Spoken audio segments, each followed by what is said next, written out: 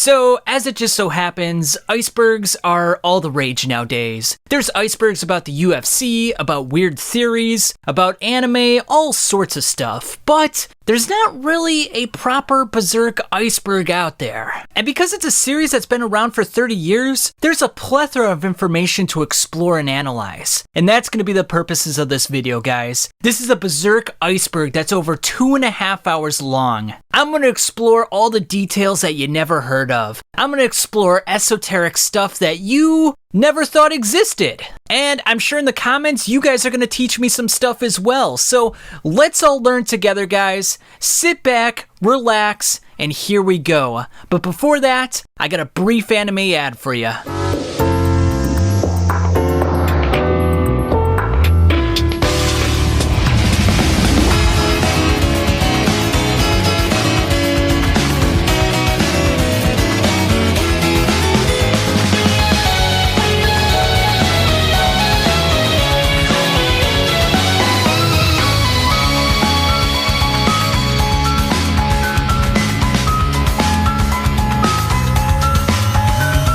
So the first thing we have on the iceberg is the Berserk 1997 anime. Now for most people, they saw this anime before they actually read the manga. And interesting bit of information, the anime was released in its dub format prior to the release of the English version of the manga. So for most people, this was their first experience with Berserk. Now most people know the 1997 as the Berserk 1997 anime. Seems to make sense. However, it has an official title, and that is The Swordwind Romance Berserk. Now, only part of the Black Swordsman arc was actually adapted in the anime. They just did the part with the Snake Baron, skipped the initial chapter with the Lady Apostle, and skipped the whole part with the Count. And then in the Golden Age arc, they skipped several key events and characters. Most notably, they didn't have Puck, Donovan, Skull Knight, Teresa, the Count, and Wyald. Despite skipping several chapters of the Golden Age arc and most of the Black Swordsman arc, the 1997 anime was a large success. It took all the best elements of Gotz, Griffith, and Casca, all their interactions,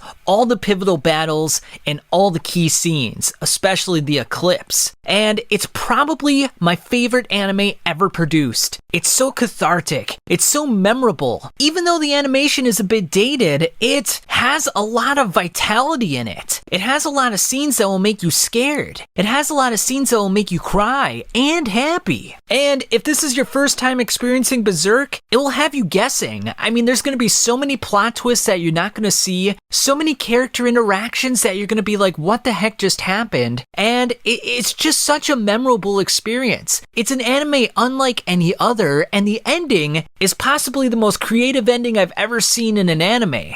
And the way that it was done was absolutely perfect in my regard. I love the 1997 anime. I've watched it several times, and it's a true classic, and it's a great way to get into Berserk. Now, our next item on the list is the Berserk 2016 anime. This one does not have raving reviews like the previous one. Now, this is kind of interesting because it was a continuation of the 1997 anime, yet there were major plot points that were skipped. While it worked in the 1997 anime, it didn't work so much in the 2016 anime. There were some key moments that were skipped that felt too pivotal, that felt essential to the story and needed to be there. In fact, one of the entire arcs is skipped, that being the Lost Children chapters. Now, one of the biggest downfalls of the Berserk 2016 anime is that it's heavily produced in CG, and as many of you know from my channel already, but maybe not everyone, I'm not a big fan of CG animation. I think it looks blocky, I think it makes the characters look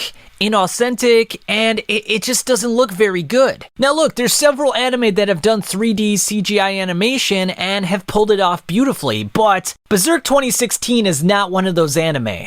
In fact, it's gained a reputation across the community that is probably one of the worst anime ever produced. I mean, it does a disservice to Berserk. Yet, the reason it's so high up on this list is because that's what most people see at first. You either see the 1997 anime or the 2016 anime. And hopefully, the 2016 anime doesn't turn you off of the series altogether. Now, among the many deficiencies with the show, I think one of the most glaring was the fact that they showed the eclipse in the opening of of the show. They gave away one of the biggest secrets, one of the biggest reveals of Berserk in the opening credits of the show. It'd be like telling you the ending of a movie in like the first 2 minutes. I mean, what's the point of watching at that point? Now, aside from the animation being very janky and off-putting, it's also very disorienting as well. I mean, there's so many scenes in this anime, especially during the fight sequences, where the camera is spinning around and it makes you want to puke. It makes you nauseated, and that's a bad thing. If I'm watching a show, I should be engaged. I should want to keep my eyes on the screen, not divert them in a different direction so I don't puke myself. I mean, but don't take my word for it. There's been several videos produced on the topic, so it's definitely a worldwide consensus that it's just a terrible rendition of Berserk, and it does the series an absolute disservice. Now, next up we got is the Golden Age Trilogy. Now, like the 1997 anime, this is going to follow the Golden Age arc, and of course, being in a movie format, it's going to skip over some key details as well. However, the whole appeal of this was to redo the animation and to make it look cleaner and crisper. Now, in some facets, it does look better, but in others, it does look worse. They did go with CG animation again with this one, and it just didn't turn out the greatest in the first 2 movies. Now, I will say they did improve upon things in the 3rd movie, so that one was noticeably better and one I enjoyed, but for the most part, if you take it as a totality, it wasn't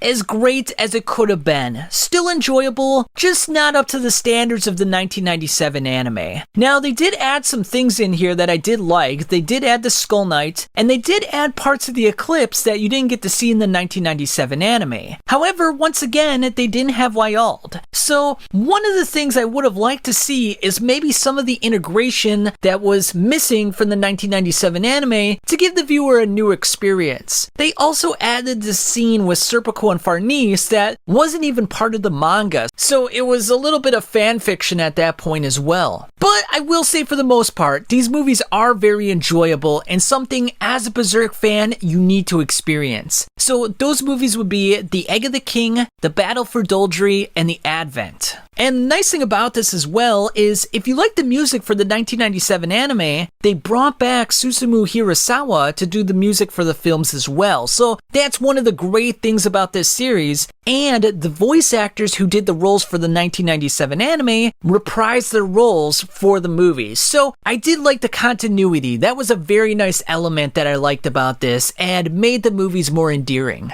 Now, next one we got up on the list is Miura's death. Now, although very unfortunate and a manga artist that is going to be missed for all time, it turned out to be a blessing in a way for the series, because so many new people came into Berserk because they heard about the news. They said, wow, there's such a huge reaction because of this. So many people are sad. What is this all about? So it brought in an even bigger community into the Berserk community, and it brought in some new faces and some new fans of the series. So although tragic, although something I would never wish upon anyone, it did turn out to be a blessing in a way.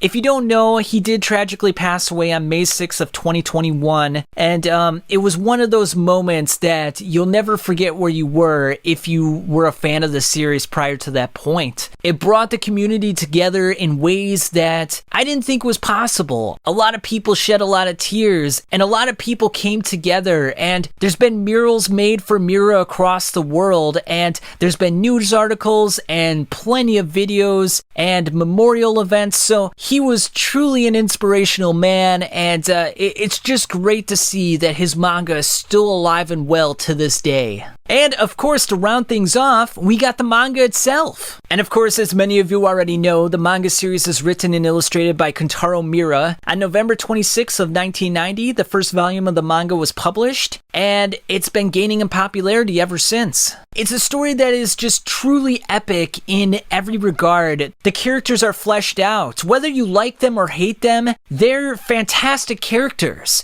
You know everything you need to know about them. You know about their motivations, their fears, their desires, and what makes them tick. And that's the strength of Berserk as the characters. But there's so much more to that. And without going into too much information, because we're going to go through this as we go down the iceberg, there's just so much symbolic elements in Berserk. There's so much philosophy and psychology and artistry and mythology. It's just truly a tale that can never be replicated once again. And it's a manga experience that is truly legendary. I don't know if any other manga will come close to producing what Berserk has produced. Now, an interesting bit of information, the manga didn't get translated to English until 2003. So that was after the release of the American version of the 1997 anime, which was in 2002. So this was not the first instance in which people heard about Berserk, which is rather interesting because it's the origination. It's Miura's original concept. And as we go down the iceberg, you'll learn as well that the 1997 anime was not even the first introduction to American audiences. There was some other introduction that people in the know got to learn about Berserk before everyone else. But yeah, what else can I say about the manga, guys? It's one that has stood the test of time. It's been going on for over 30 years now, and it's a manga that sold over 50 million copies in counting, so it definitely has a long and proven track record. Alright, so now we're officially on tier 2 of the Berserk Iceberg, and the first thing we got up on the docket is Berserk, the Flame Dragon Knight. Now, this is a novelization of the manga Berserk, illustrated by Kentaro Miura and written by Makoto Fukumi,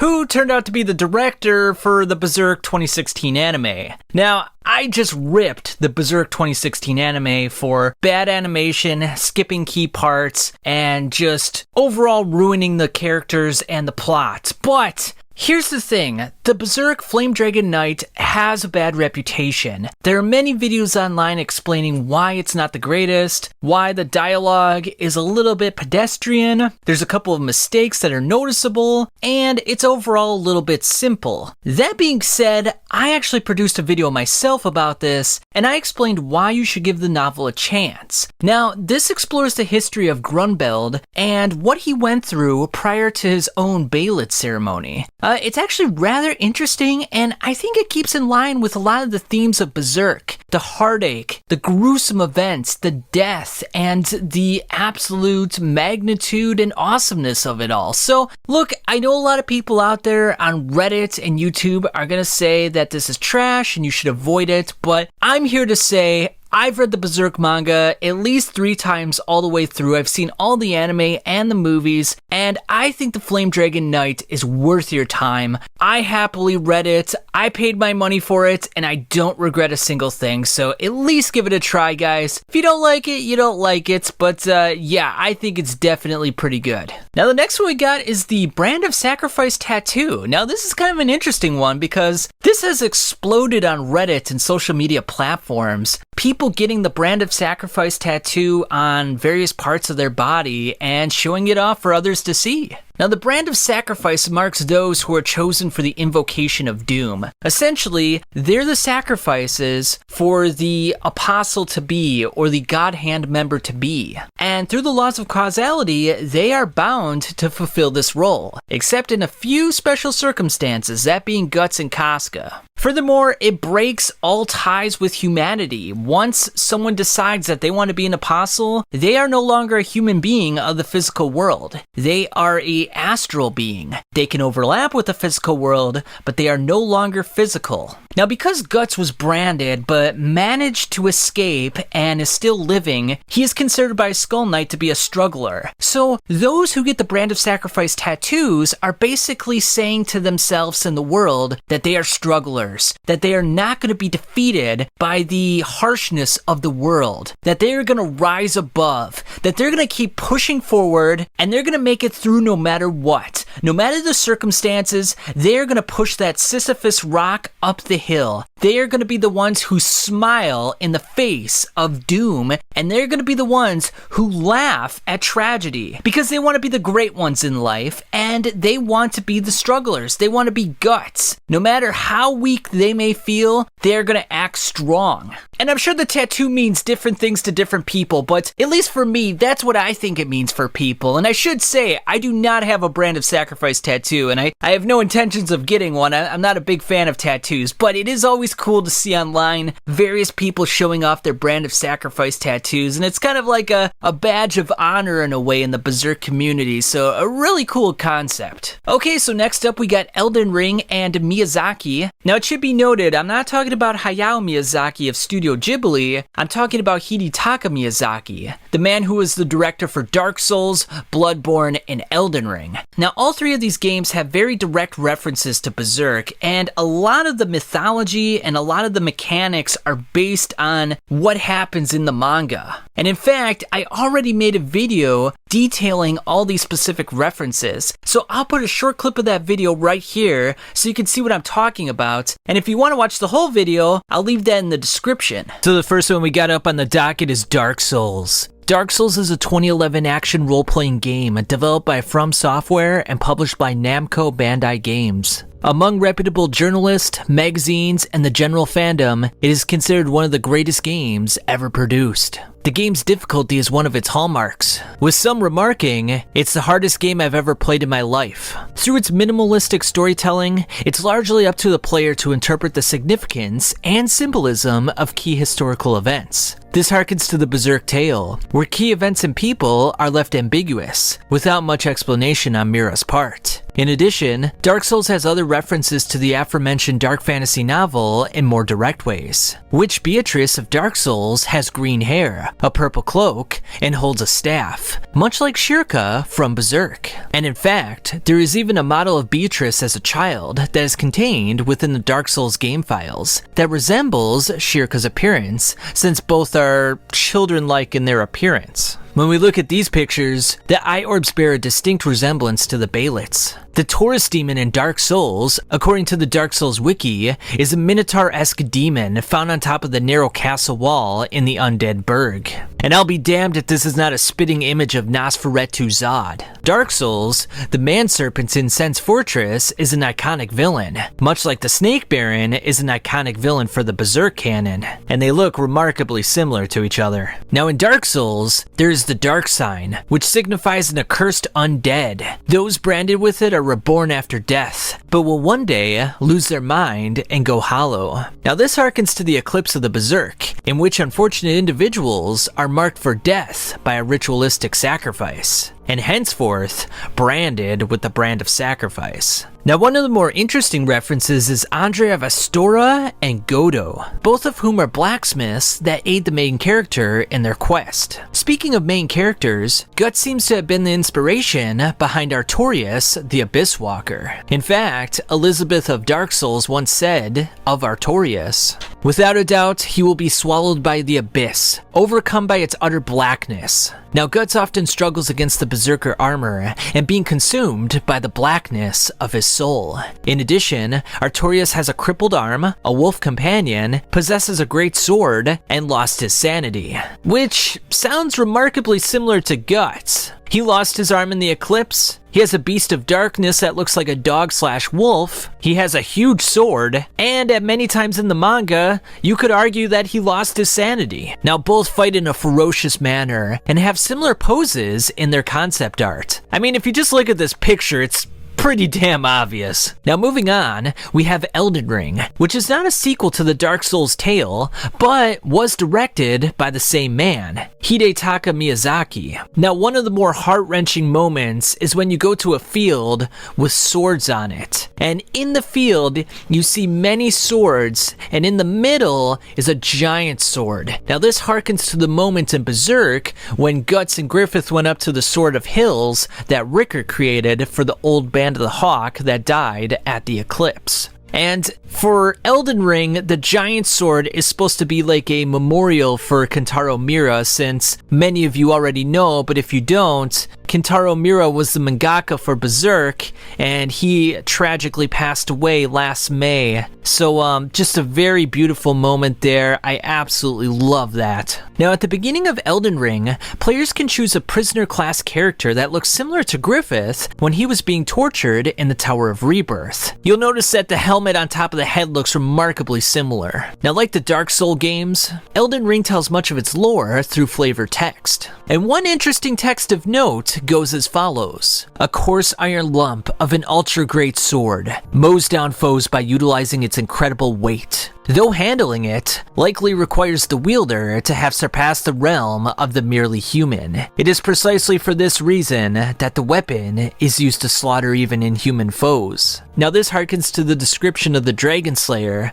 which is characterized as being too big to be called a sword and a heap of raw iron. Now Blacksmith Hugh, much like Andre from Dark Souls, resembles Godo. And finally, we have a nice little picture here with visual references to Farnese's armor, Guts' pose again, and the World Spiral Tree. And then the last reference I want to point out for Elden Ring is Starscourge Rodin. Now Starscourge Rodin is a boss in Elden Ring, and he was once known as the famed Red Lion. General Rodin has been eaten away by the Scarlet Rot, causing him to devour the bodies of friend and foe, howling at the sky. Despite his condition, he is still a ferocious warrior, utilizing his brute strength and gravity magic to fend off attackers. You would have the honor of facing off against Starscourge and putting him out of his misery. Now, as I was looking across Reddit forums and kind of analyzing the picture for myself, Starscourge Rodin almost looks a little bit like Zod or even Gaiseric. Now, there's a little bit of interesting information regarding this, because I posted a theory video about who I think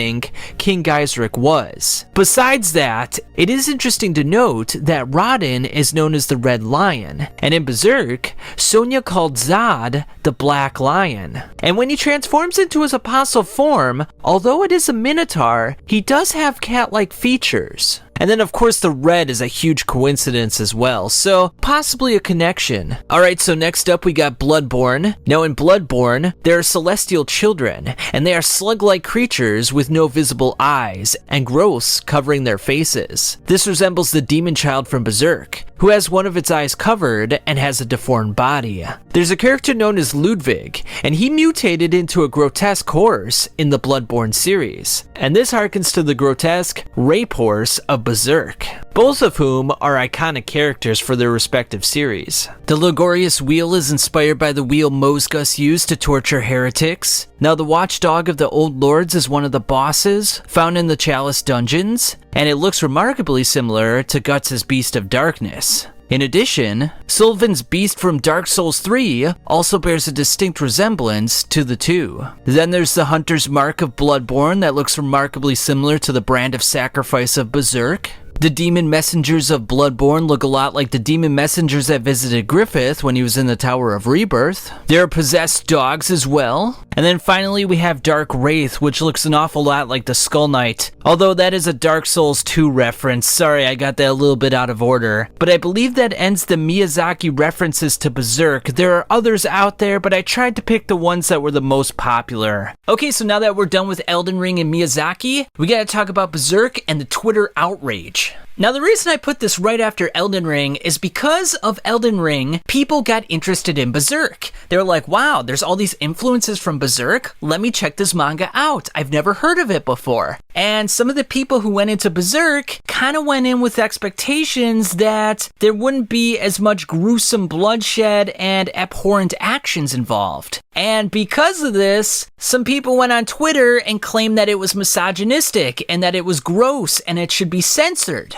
Specifically, a lot of the anger was coming from the moment in which Wyald was holding up a female corpse that was dismembered. Unfortunately, a lot of these tweets were misinformed and didn't understand that it's an artistic work. It's not encouraging people to engage in these sort of actions or to think in this sort of way. It is taking a realistic look at medieval Europe and some of the heinous acts that went on during that time period. Now, it is a dark fantasy manga, so a lot of the things are going to be sensationalized. A lot of the things are going to be taken out of proportion, but it's supposed to make you uncomfortable. That's kind of the point of art in a way, and it's the point of great storytelling is that you're put in a situation in which you're not exactly sure what's going to happen next. One of the most misinformed tweets is right here, and I quote, "This kind of brutal sexual violence wouldn't be done to males, so I have to agree." Unfortunately, I mean, this tweet is already misinformed right from the get-go because Gotz got raped by Donovan very early on in the manga, and obviously Gotz is a male, so you can tell these tweets are from people who haven't even read the manga. They passed around a few images online, and they made assumptions based on that, which is really unfortunate. It goes on, "All Berserk does is make violence against women seem fun." Again, disagree. It never makes it seem fun. It is there to evoke a reaction. It is there to evoke deep emotions within the reader and to make them scared. And very few manga can evoke those sort of reactions and can make you confront fears that you never knew you had. Going on, women need to arm themselves if this is the kind of entertainment being put forth. No one wants to read Berserk, so nice try. Again, like I stated, Berserk is a manga that has grown across the entire world and has sold over 50 million copies worldwide. So it's just a grossly misinformed tweet, and it's really unfortunate what happened across Twitter. I don't think any of this outrage amounted to anything. It just was a way for people to vent. You know, most of this outrage, sort of porn, if you will, is just very temporary. It lasts for 2 or 3 days, and then these people move on to something else. So it is what it is. If anything, I think it brought more eyes to Berserk, and it gave it more of an outreach to other people to get into the series. So I think what they were trying to do in terms of squashing the series actually backfired on them. So in a way, it was kind of a good thing. Next up is the Rickert slap. This is the moment in which Rickert slapped Griffith. Griffith walked up to Rickert on a bridge, and he asked him, "Will you dream the same dream?" Asking basically, "Will you join the band of the Hawk again? Will you be my loyal subject?" And Rickert, thinking about the Hill of Swords, thinking about Gotz and Casca, slaps him right in the face, knowing full well that he's immensely popular. He's going to be the future king, and that he could be killed on the spot. He can be tortured, and yet despite it all, he still slapped him right in the face. And it was one of the greatest Chad moments in the manga, and has become a meme that has been talked about for years now. So it's just one of those moments that is talked about for all time. Now, we were talking about Donovan in the Twitter outrage section. Now, Donovan, like I said, he was the man that raped Gotz when he was a child. He paid off Gambino, and he snuck up behind him, and he raped him. As a result, Gotz cornered him and shot him dead with a crossbow. Now, the reason that he's on this list is, like Rickert, he's become a meme, and people call him like Daddy Donovan, and the Skull Knight in disguise, and it's all ironic, it's all in jest. It's just one of those things when you get into the Berserk community that Donovan, and he has become one of the most famous characters of the manga, and it's just kind of spun into this thing that I don't think anyone could have predicted, but it is what it is. And sticking with the whole ironic memes, we got Schnoz. Now, you may have read Berserk all the way through, and if you've never gone on any social media or Reddit, you may be thinking to yourself, who the heck is Schnoz? He's this little apostle nose that shows up in Quathoth for like just a few panels. And again, he's become a meme within the Berserk community because he's obviously the weakest apostle we've ever seen. People make jokes that he's the strongest, and he's Void in disguise, and he's Skull Knight in disguise. So yeah, it's just another one of those things within the Berserk community that it's just kind of spun out of control, and no one really knows how it started, but once you're in the know, you love it, and it just becomes a great experience. Okay, so now we got Star Wars. Now, Star Wars has had a great influence on Kentaro Miura and has made its way into Berserk in many different aspects. And I actually made a video about all those different aspects that Star Wars has integrated itself within the Berserk canon. And I'll put a short clip of that video right here as well. Now the first image I'm going to show you is Casca and Farnese inside of Quathalth. Now when they were inside of Quathalth, they saw this creature that stuck its eyeball out of the water. And if you remember from Star Wars Episode 4 A New Hope, there was this creature that looked remarkably similar inside the trash compactor. It's called a Dianoga, and it lived inside the garbage masher 326-3827 aboard the Death Star. Interesting little factoid, it's over 10 meters tall. Next up we got the village of Enoch with Morgan. Now as Morgan is talking to Isidro, we see Puck dress up as Master Yoda. And he even says, and perhaps for now, I'm his master, you'd say. Already deep into the dark side this young one is. So not only does he look like Yoda, he even has some of the same speaking mannerisms as well. And then we move forward to chapter 363, which at the time, I know it was a bit of a letdown when it came out because a lot of people weren't a big fan of the Star Wars influence in Berserk, since it was so overt and it covered so many manga panels. But when you consider that this was the last chapter that was released when Kentaro Miura was alive, it almost kind of seems fitting in a way given the fact that he's loved Star Wars all these years. Again, we have Puck dressing up as Yoda, already fallen to the dark side you have. Then we see an elf as Jar Jar Binks, 3 elves as stormtroopers, and the last one is Palpatine. With your power, we will rule this island, my Padawan.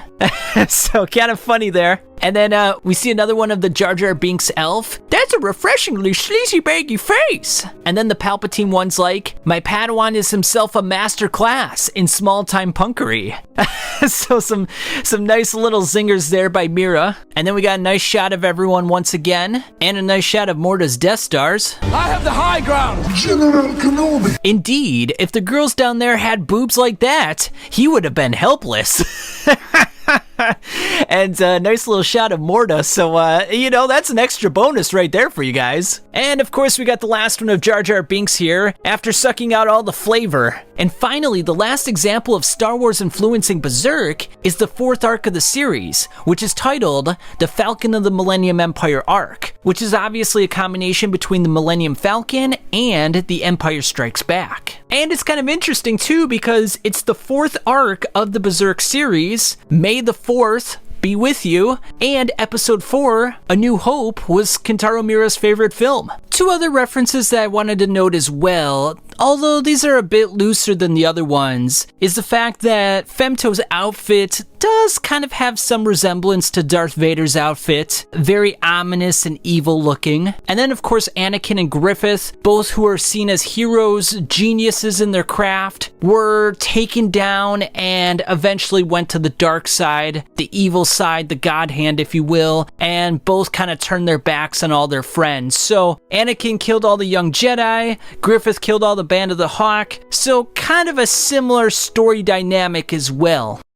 Now, Grass is On. Now, if you watch the original 1997 anime, the opening song, Tell Me Why, has a very famous line in which it says, so put your glasses on, nothing will be wrong. So put your glasses on, nothing will be wrong. Now, because they're Japanese vocalist, it sounds like they're saying, put your grasses on, nothing will be wrong. And the reason that it's so funny too is because everything goes wrong in Berserk, so it's very ironic and very funny in that regard, but the whole glasses on has become a meme in and of itself. You know, there's images of Gotz where he's wearing glasses, and instead of lenses, it looks like grass. Another one of those things, like once you're in the know, it just becomes a funny thing and becomes kind of like a sign of, yeah, you've read Berserk if you know what that means. This will be the last meme for this section, and then we'll start getting into more serious stuff. Potato Casca. Now, after the eclipse, we know that Casca took on this infantile state and became a shell of herself. And for over 200 chapters, she really didn't have much effect on the story, and she literally had no character growth. She basically had the amount of character growth of a potato, hence the reason Potato Casca. Again, like the Donovan, Schnoz, and the Grass is On, it's a meme within the community, and it's just one of those things that a lot of people know about. Alright, so finally some solemn stuff here. The lost chapter is chapter 83 of Berserk. Now, why is it considered the lost chapter? Kentaro Miura in an interview stated that it revealed too much too soon. Now, he's never contradicted this chapter. He's never presented material that would go in opposition of what happened in chapter 83, but he felt like by giving us that chapter, we had too much knowledge of what was going to happen in the future. For those unaware, this is the chapter in which Griffith goes down into the deep levels of the astral realm and encounters God, what's known as the idea of evil. And the idea of evil explains how he weaves destiny through people's thoughts and emotions and fears. And it's very interesting. It's probably the most pivotal, enigmatic chapter in the entire manga, hence the reason why Miura kind of had regrets after the fact and felt like, oh, maybe I shouldn't have given away that much information, darn it. But it's definitely one of the coolest chapters, and you have to read it if you're a Berserk fan. If you don't, if you buy the manga volumes, you're missing out. So you got to read the online translation so you can get this one. And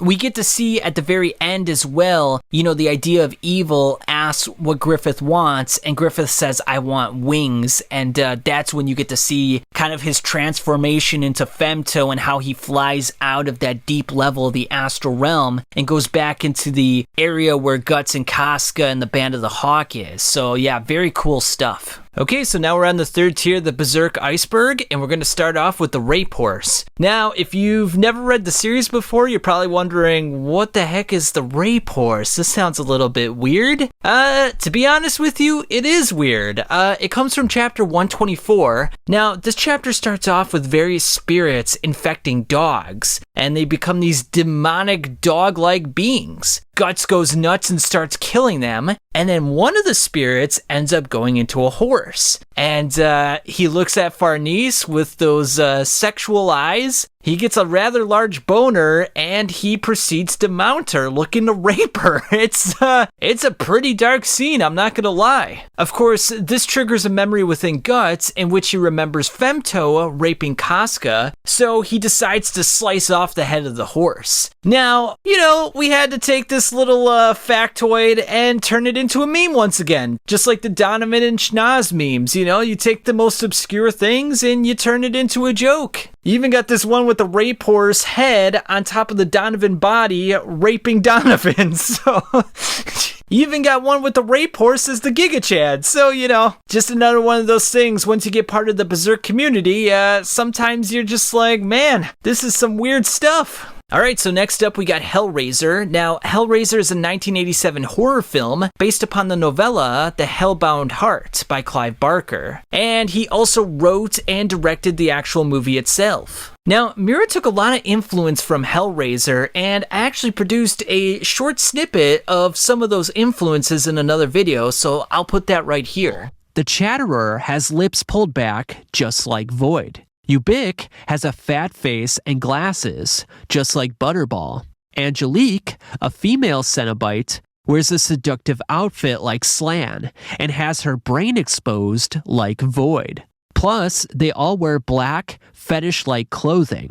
Furthermore, the Cenobites exist in two different dimensions, are considered angels to some, but devils to others. Explorers in the further regions of experience, demons to some, angels to others. Much like the Count calls Void an archangel, and Griffith also notes the congruence between gods and devils.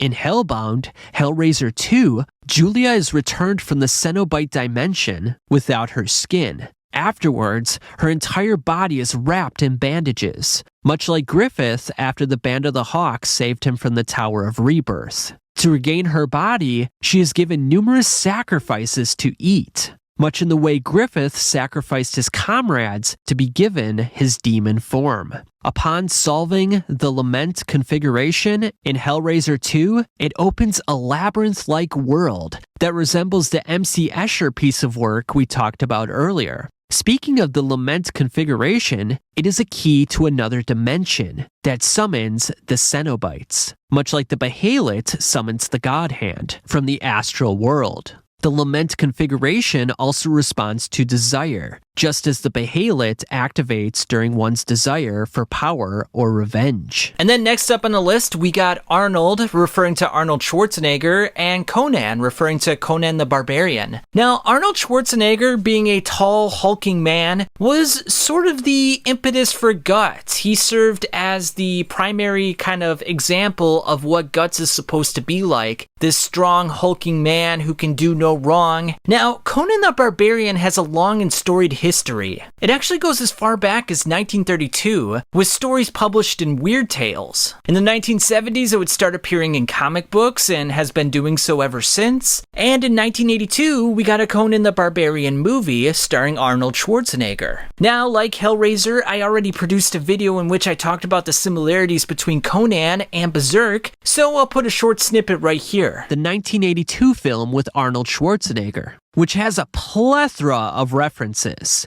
Now, if you remember the opening scene in the manga with Gotz, when he was having sex with a female apostle and eventually blasted her away with his cannon, this was an homage to the sex scene in Conan the Barbarian, when Conan had sex with a witch and subsequently tossed her ass in the fire. In fact, Conan the Barbarian is one of Miura's favorite films, and he used many facets of the film in his work. The armor Gotz wears is similar to the armor of the gladiator early on in the movie. Thulsa Doom, the lead antagonist, leads a snake cult who conducts numerous violent raids. In addition, he has the ability to transform his entire body into a gigantic snake. Sounds a lot like the Snake Baron during the Black Swordsman arc, who raids villages and transforms into a snake-like apostle. When Conan retrieves the Atlantean sword from a small tomb, he takes it from the hands of an ancient king who is wearing an armored battlesuit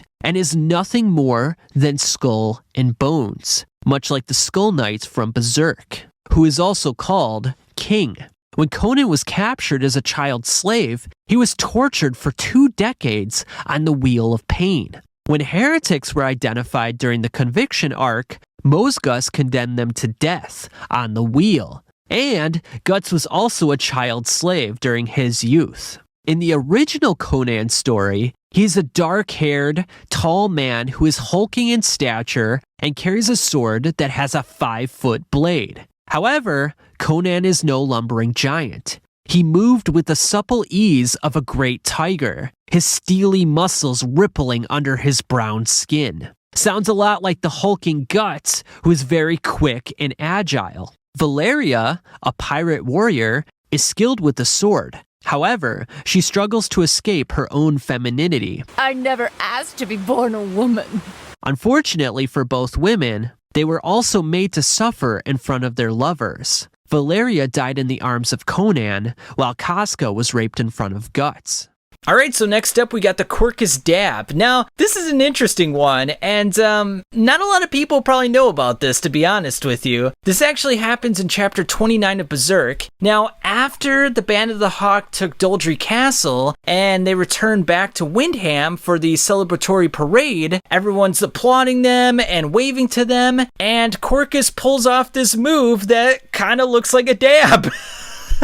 And it's kind of funny because some of his comrades are like, what's that all about? And Corkus's reaction afterwards with his hand next to his ear is really funny. Kind of reminds me of the Hulk Hogan hand, you know, when he used to go and like do all the theatrics and get the crowd going. So you could even put Hulk Hogan in there as well. I wouldn't be surprised if Miura was a wrestling fan. Now, the next one on this list is going to make a lot of people groan. It's Idolmaster. Now, the reason it's going to make a lot of people groan is because there was an interview in which Kentaro Miura talked about the fact that he played Idolmaster. And ever since that moment, people have always attributed the long hiatuses to the fact that Miura's too busy playing Idolmaster. In fact, there's been a plethora of memes out there where, you know, people are making fun of that fact. And even his good friend, best friend in the world, Kouji Mori, made a reference in a 2009 interview in which he talked about the fact that Miura liked to play Idolmaster. So while he was alive, the long-running joke was always that, oh, the reason we're waiting for chapters for so long is because he's so busy playing Idolmaster.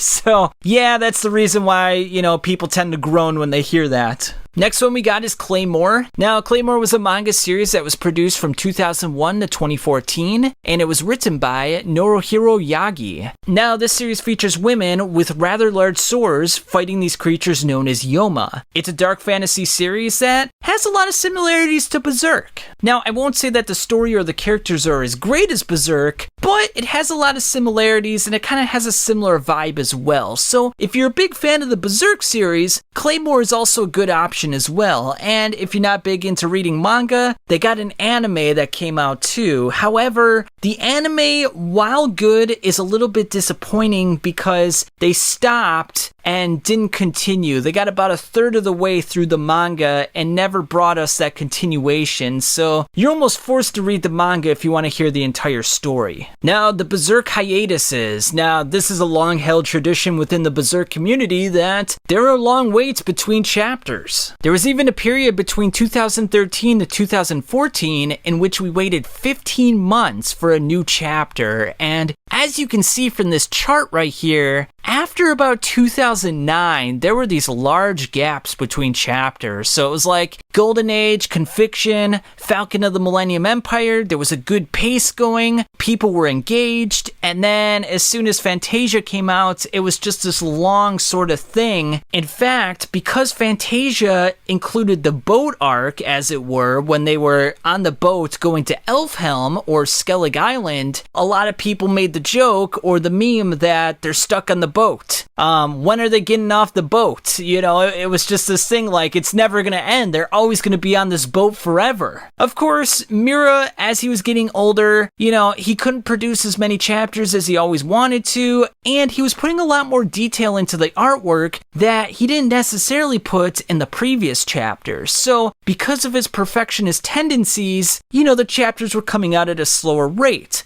That being said, although it was a little painful, I didn't have a problem with it because I love the artwork and I love the perfectionism because we got the best product available. If he would have just pushed out those chapters without regard to the quality of the product, I don't know if I would have liked it as much. Plus, there were some other factors that went into these hiatuses that I'll talk about in later parts of the video. Now, next up, we got Fist of the North Star. It was a manga produced from 1983 to 1988, and this one probably had the biggest influence in terms of Guts' character and Berserk in general. Miura has stated numerous times that Fist of the North Star had a great effect on him. Kenshiro, like Guts, is a lonely warrior, and he has incredible fighting prowess, and he just kind of roams this large wasteland by himself fighting strong creatures, and that's Guts' plight as well. You know, he's by himself for the majority of the manga, or at least after the Golden Age arc, and you know, he's just fighting creatures, and they're both these hulking strong men who exude pure manliness. What else can you say? Then we got Batman. Now, Batman has made an influence on Berserk in a number of ways. One, if you look at Guts' costume when he's wearing the Berserker armor, the helmet or the cowl on top of his head looks very much like the cowl on the top of Batman's head. And when Griffith transforms into Femto, he's got a black cape and a black costume, so kind of has a similar vibe to Batman. And if you ever watch the Berserk 1997 outtakes, the voice actor even makes a reference to this twice.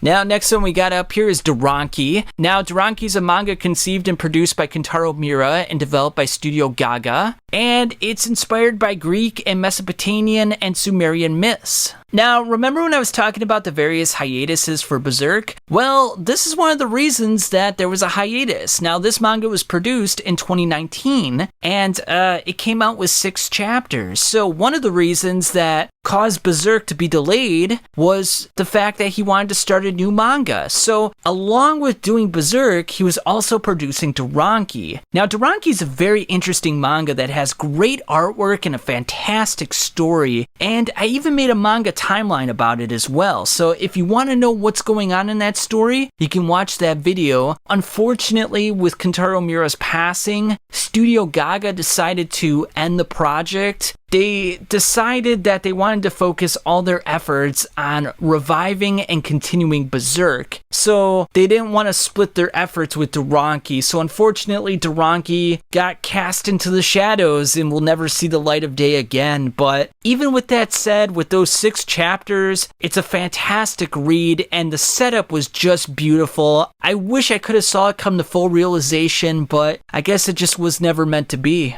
Alright, so now we got Nihilism. Now, broadly speaking, is the idea that all religious and moral principles are basically useless and have no basis in reality, and it's the belief that reality itself is meaningless and worthless. It's also associated with extreme pessimism. So, Friedrich Nietzsche talked about this a lot, and he basically talks about it in the way of life negation, that you don't want to build anything for yourself, you believe everything is worthless, so you attribute no worth to anything and you don't try to create anything of your own self-worth or own self-value. And Friedrich Nietzsche always gets wrongly associated with being a nihilist when he was a proponent of life affirmation in terms of creating an Übermensch, a Superman, a new moral system that would help the higher men achieve higher greatness and to propel society to a state that it's never seen before. Whereas nihilism is the absolute opposite. Think of The Last Man. Nietzsche's last man was someone who didn't care about anything. A person who is more content with comfort than challenging themselves and overcoming themselves and bettering themselves. A last man in Berserk would be like Julius, for example, someone part of the noble class, someone who believes that they're better than everyone else and doesn't really want to do anything to propel himself to a higher position, doesn't want to increase his intellectual capacity or make himself a better man. Whereas Griffith, he would be a higher man. He would be someone who is aspiring to be an Übermensch because he's constantly striving for greatness. He's constantly taking risks in battle and in life so that he can achieve the highest heights. Gotz is also what I would consider a higher man, someone who continually pushes forward, doesn't always know why he's pushing forward, but someone who wants to better himself and is looking for some sort of higher purpose. In fact, the whole reason that he left the Band of the Hawk in the first place was that he was under Griffith's thumb. He wasn't free to choose his own destination in life, so he wanted to venture off on his own and create his own meaning. Someone who's a nihilist and who is pessimistic about life in general is just going to take the easy route.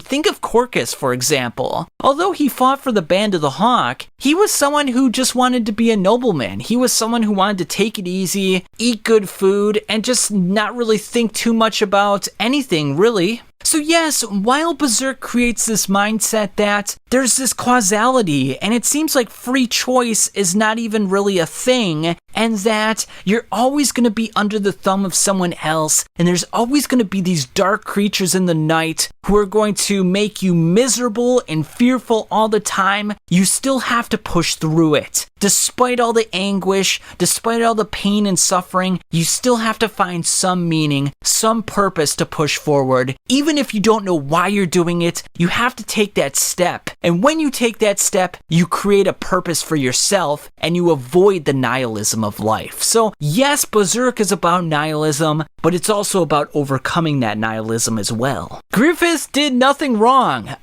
So obviously in Berserk, Griffith rapes Casca, and because he did this, and because he's the main antagonist in the series, and he's the whole reason that Gotz is trying to revive Casca, people make the meme that, hey, Griffith did nothing wrong, and as a further meme to that meme, they'll say, and Casca liked it. So yeah, it's one of those things like the Donovan and the Schnoz meme where it's all around the internet, and yeah, people make jokes about it, and again, it's spun out of control. Alright, so next up we got Kouji Mori. Now, Kouji Mori was Kentaro Miura's best friend. Now, the reason that he's on this list is twofold. After Kentaro Miura's death, Kouji Mori made a one-shot manga of his life and times with his best friend, Kentaro Miura. And it's a really sad and cathartic manga that just brings out all the best and all the memorable aspects of Kentaro Miura and who he was as a person, because we always know these mangaka by their works, but we rarely get to know the person for the person. And it's really cool to learn about all these aspects about Kentaro Miura and get to learn more about the man himself. And now the second reason that Kouji Mori is on this list is because he was Kentaro Miura's best friend. Miura told him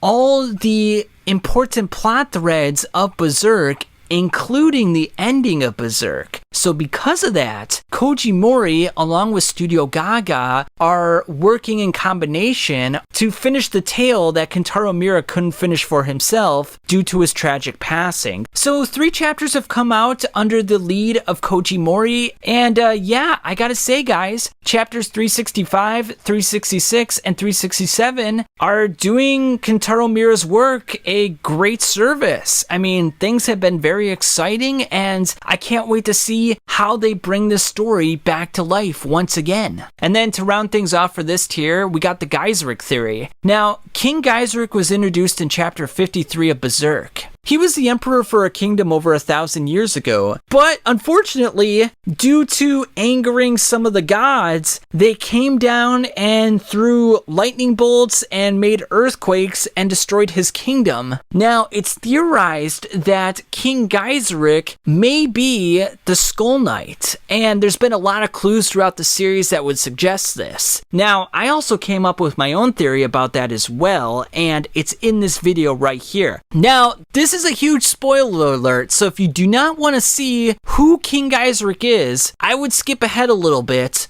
and I'll put time marks in the video as well so that you can do that. But if you want to be spoiled, if you want to see my theory about this, here we go. Number 1. Gaiseric loved battles. Number 2. Gaiseric was known as a demon king or a king of galloping death. And 3. He wore a menacing helmet shaped after a skull. So let's make a mental note of all these 3 characteristics of the famed Tyrant King as we investigate this mystery a little bit closer. One person of note who loves battle and is constantly searching for the strong is none other than Nosferatu Zod. Our first encounter with him is when Gotz enters an empty castle after the hulking man just slaughtered numerous members of the Band of the Hawk. Upon first glance, if we compare the 2 images, both Zod and Gaiseric have black, spiky hair and are hulking in stature. Additionally, Gaiseric wears a helmet that is reminiscent of Zod's apostle form. Zod is also known as a demon, which would coincide with the second description of Gaiseric, a la his nickname as the Demon King. Okay, so mystery over, right? Zod was the famed Gaiseric.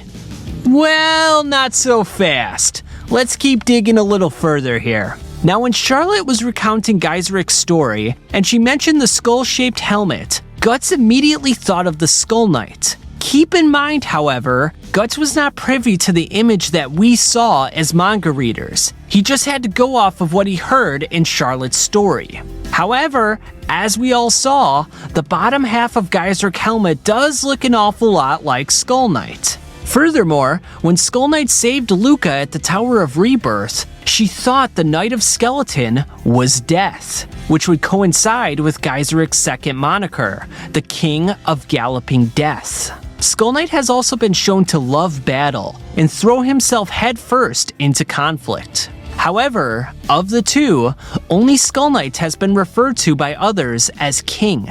So while Zod has numerous similarities with Gaiseric, it would seem that Skull Knight is the best choice of the 2. But again, let's not be so hasty in our judgment. When we first encountered Zod, he told Gotz of a prophecy that went as follows: "Death will pay you a visit, a death you can never escape." Now, if we parse Zod's words, we could claim that Death is referring to the Skull Knight, and how he'll visit him in the forest to forewarn the oncoming eclipse. We may further question how Zod knows this and why he's telling Gotz this information. Aside from the speculative hypothesis that I just laid out, we should note that Zod does have insight into the future, or at the very least, insight into past events that are mirroring the future. Skull Knight also displays insight into future events and how they are mimicking the past. At the Tower of Conviction, he notes, "All the moves are parallel to that time." Notice how Zod walks in on the affair and Skull Knight prepares for battle. This is a reoccurring theme that happens time and time again with the two during critical moments with the God Hand.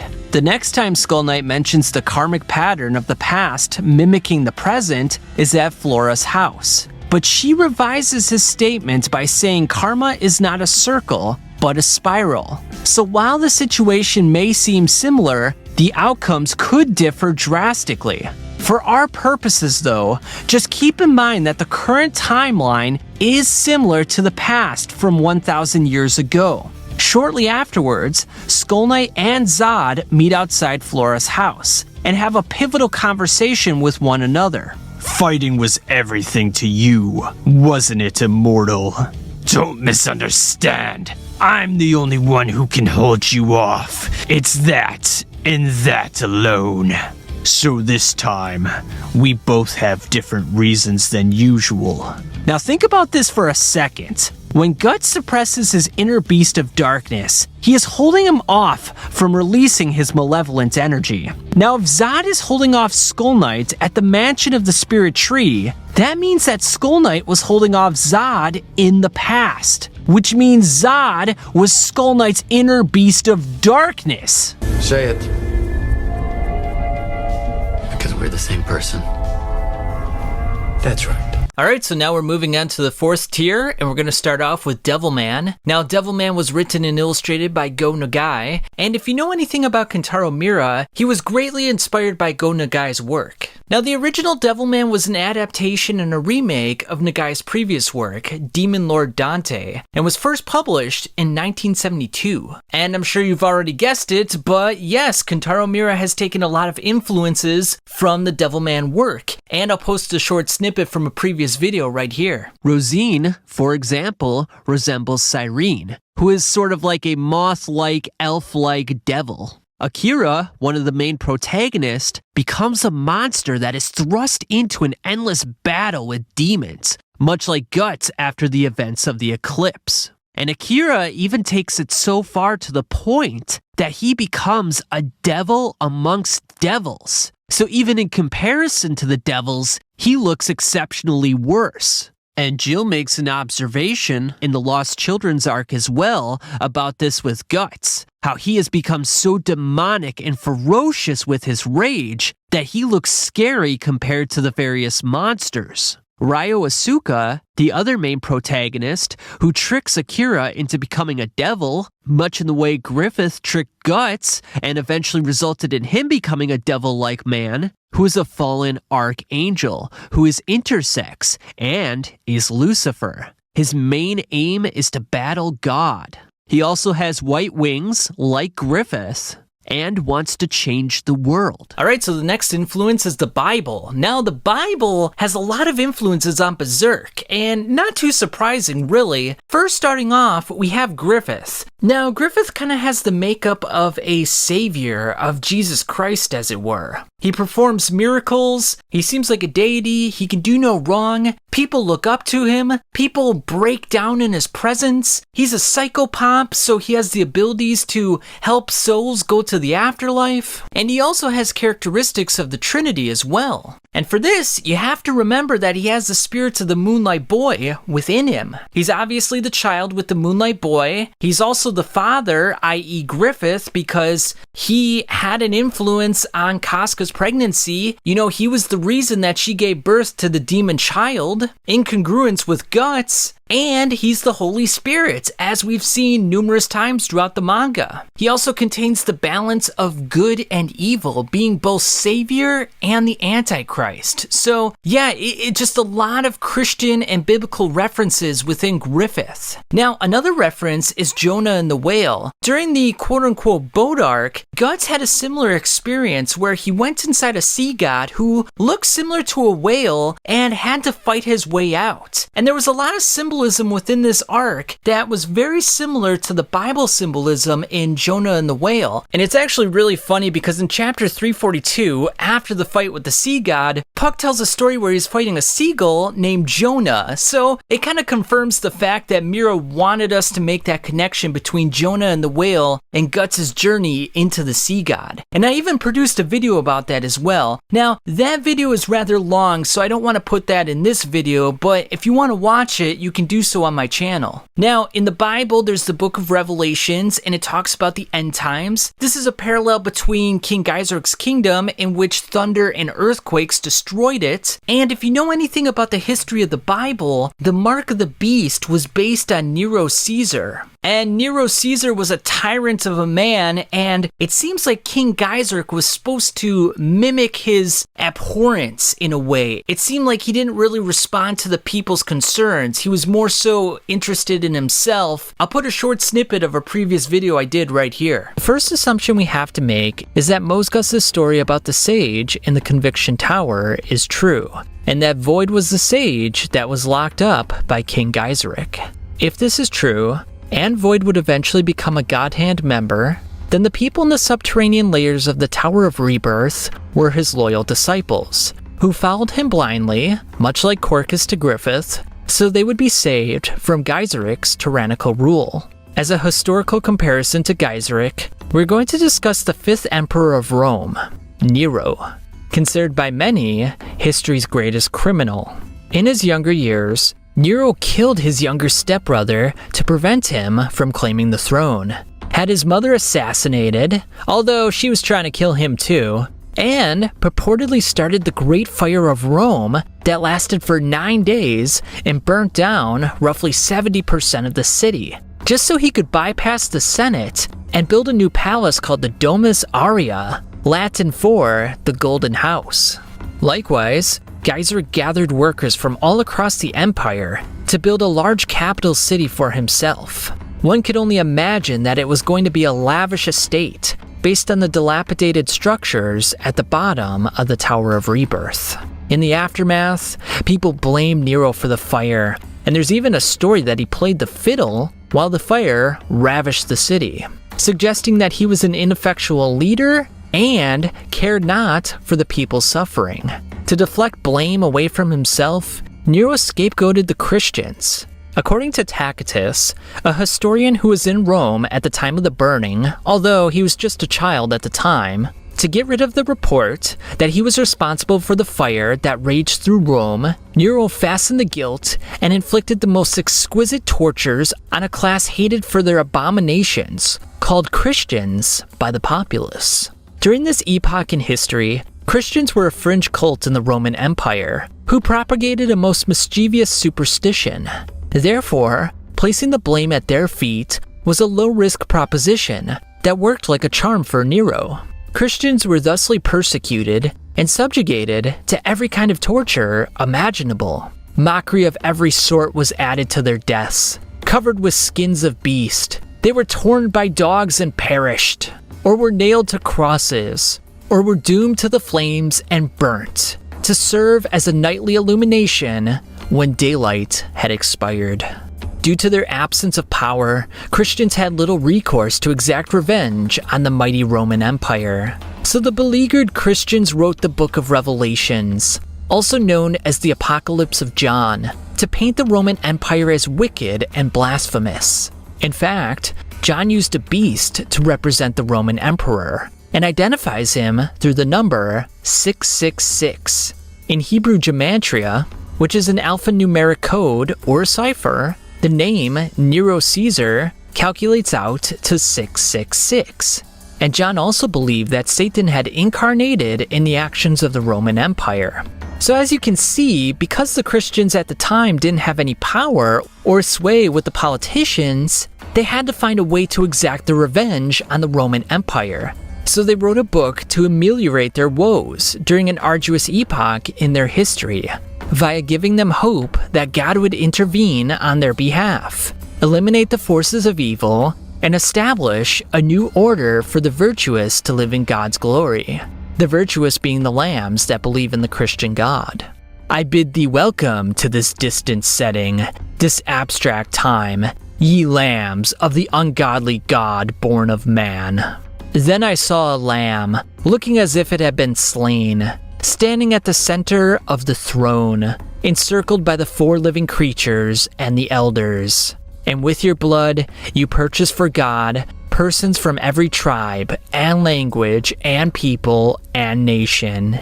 You have them to be a kingdom and priest to serve our God, and they will reign on the earth. See the similarities? Much like the Christians during the reign of Nero, so did the sage, i.e. Void, experience every form of torture.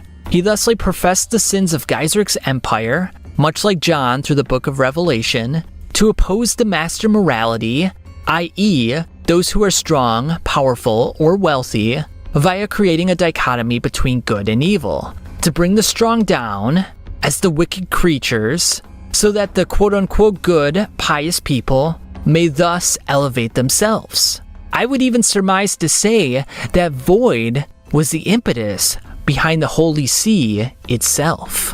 Hence the reason that Mosgus is enraptured by his story and is so subservient to the Holy See itself.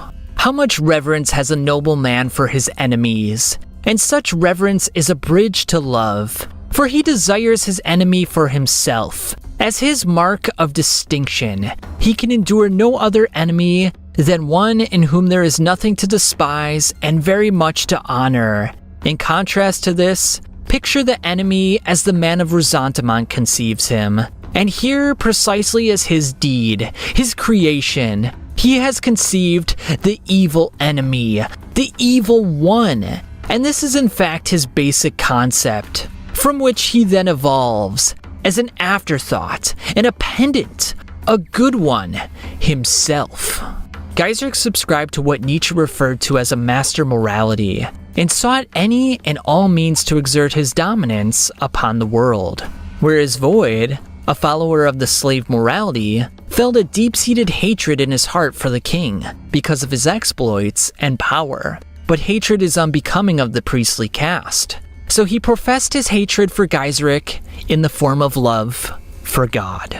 Christianity has sided with all that is weak and base, with all failures. It has made an ideal of whatever contradicts the instinct of the strong life to preserve itself. It has corrupted the reason even of those strongest in spirit by teaching men to consider the supreme values of the spirit as something sinful, as something that leads into error, as temptations. Now in the Bible, it was said that Moses would prostrate face down, and in Berserk, Mosgus prostrates in front of the Holy See face down. In addition, the Pontiff does the same thing when he sees Griffith for the first time. And then the last thing I'm going to mention about the Bible, although it's more so about religion rather than the Bible, is the Inquisition. Now, as many of you probably already know, torture was rather ubiquitous during the Inquisition, and I quote, "Some inquisitors used starvation, forced the accused to consume and hold vast quantities of water or other fluids, or heaped burning coals on parts of their body. But these methods didn't always work fast enough for their liking. In some instances, the hands of the accused were tied behind their backs, and the rope looped over a brace in the ceiling of the chamber or attached to a pulley. Then the subject was raised until he was hanging from his arms. And because of this might have caused the shoulders to pop out of their sockets. And even weight could be added to their ankles and feet to make the hanging even more painful. And this definitely brings up imagery of what happened during the conviction arc with Mosgus, where he was using hot coals and all sorts of torture devices to torture the quote-unquote heretics, the non-believers. Next up, we got Guin Saga. Now, Guin Saga is a best-selling heroic fantasy novel series by the Japanese author Kaoru Kuramoto, and it's been in publication since 1979. Now, I mentioned a lot of influences on Berserk, but probably the biggest influence is Guin Saga. It's a fantastic story that has so many parallels with Berserk.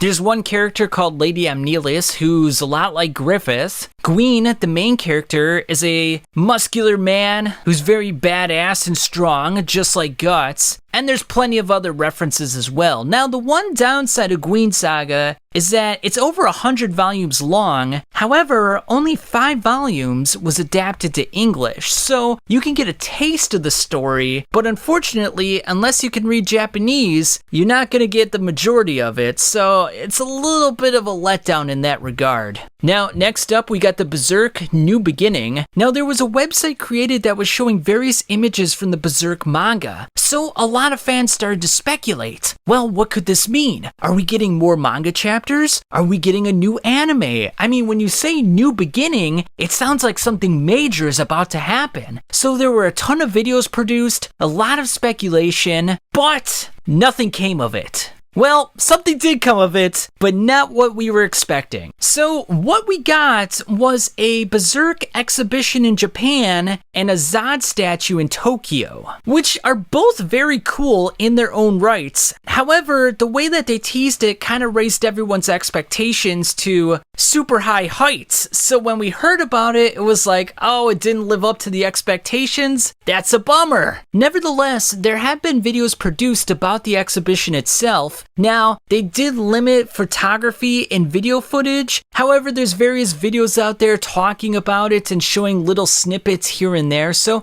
it did sound like a cool event. And there was merchandise for sale online in terms of like eBay and other websites. So, I mean, if you do want to get a hold of some of that merchandise, it is out there. But yeah, this was one of those things that was kind of a letdown. Alright, so the Berserk outtakes. Now, I already talked about the Berserk 1997 anime. This is the outtake reel for that anime. And it's 39 minutes long, and it's one of the greatest outtake reels I have ever seen in my life. Not only is the anime my favorite, but the outtakes are my favorite too. It is so funny. It is non-stop laughs. You have to watch this for yourself. I can't even do it justice. Just go there, watch it. It's on YouTube in 1080p. Do it now.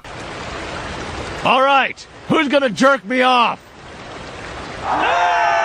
So remember when I was talking about the hiatus between 2013 to 2014 that was 15 months long? Well, the reason that happened was because of Gigantomakhia, the manga series that was created by Kentaro Miura. Now, this was a 7-chapter manga series that was fully finished and was kind of a cool story, to be honest with you. Now, I already produced a manga video about this, but I'll just kind of read the plot from Wikipedia. It says, and I quote, "The story is set 100 million years in the future after an event called the Great Destruction. Colossal bug-like monsters roam the wastelands, used by the Empire of Olympus in their epic war against the Siloneus and the Nether forces. The gladiator Delos, the mystic Prom, and the Titan Gora are tasked to end the bloodshed and heal the planet." Now, it's kind of an interesting manga that I really enjoyed, and the artwork is really good as well, but there's even some references to Attack on Titan in here, so kind of a cool little manga experience that's very post-apocalyptic and just a fun time, really. H.R. Giger, according to Wikipedia, was a Swiss artist best known for his airbrushed images that blended human physique with machines, an art style known as biomechanical. And he's best known for his designs in the 1979 science horror film Alien.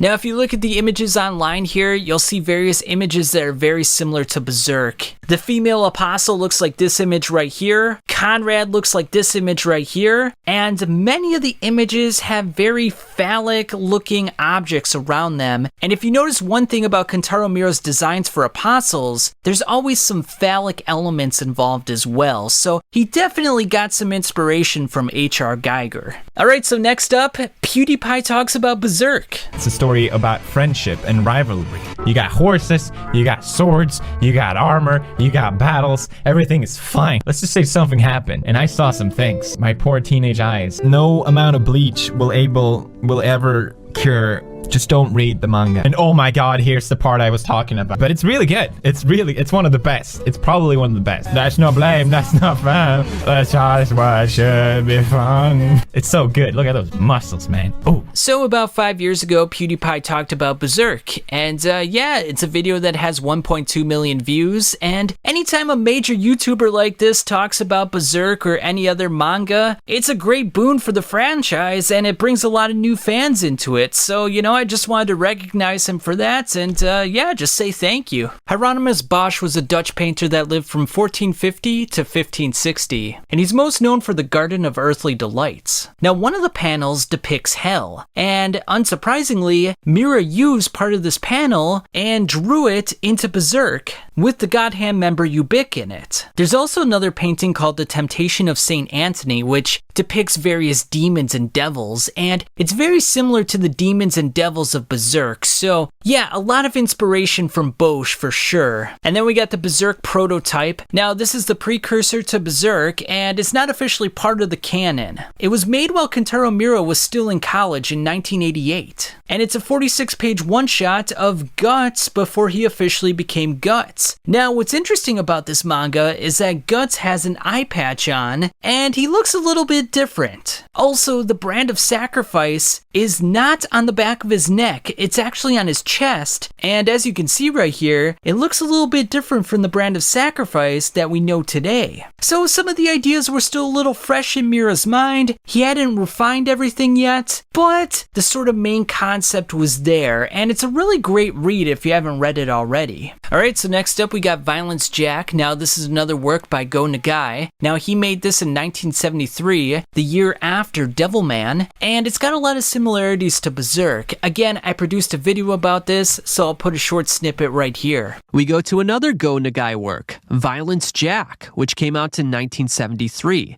which features a post-apocalyptic landscape.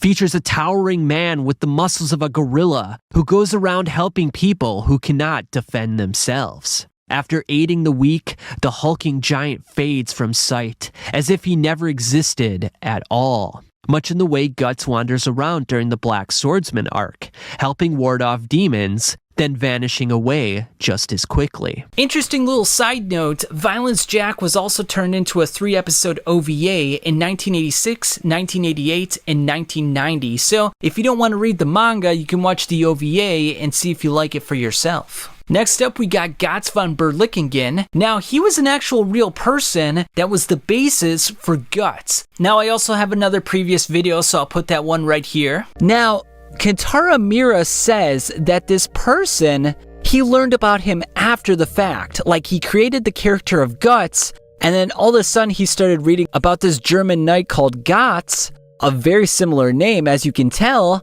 and he's like, oh my god, like, these guys are very similar. So, for example, Gotz lived in the 16th century. He was a German knight. He lost his hand in battle to enemy cannon fire. Now think about that for a second. Gotz lost his hand and replaced it with a cannon. Gotz lost his hand to a cannon, and he also replaced it with an ironed prosthetic. Now this is crazy because in the 16th century, you're thinking to yourself, wait a minute, how the hell could this guy have a prosthetic arm? Not only did this guy have a prosthetic arm, it had 90 different moving parts. It had the ability to store different items inside as well, including a quill. He could write with this, he could bend the fingers, he could hold a sword. I mean, it's just incredible. It literally was a real hand for him.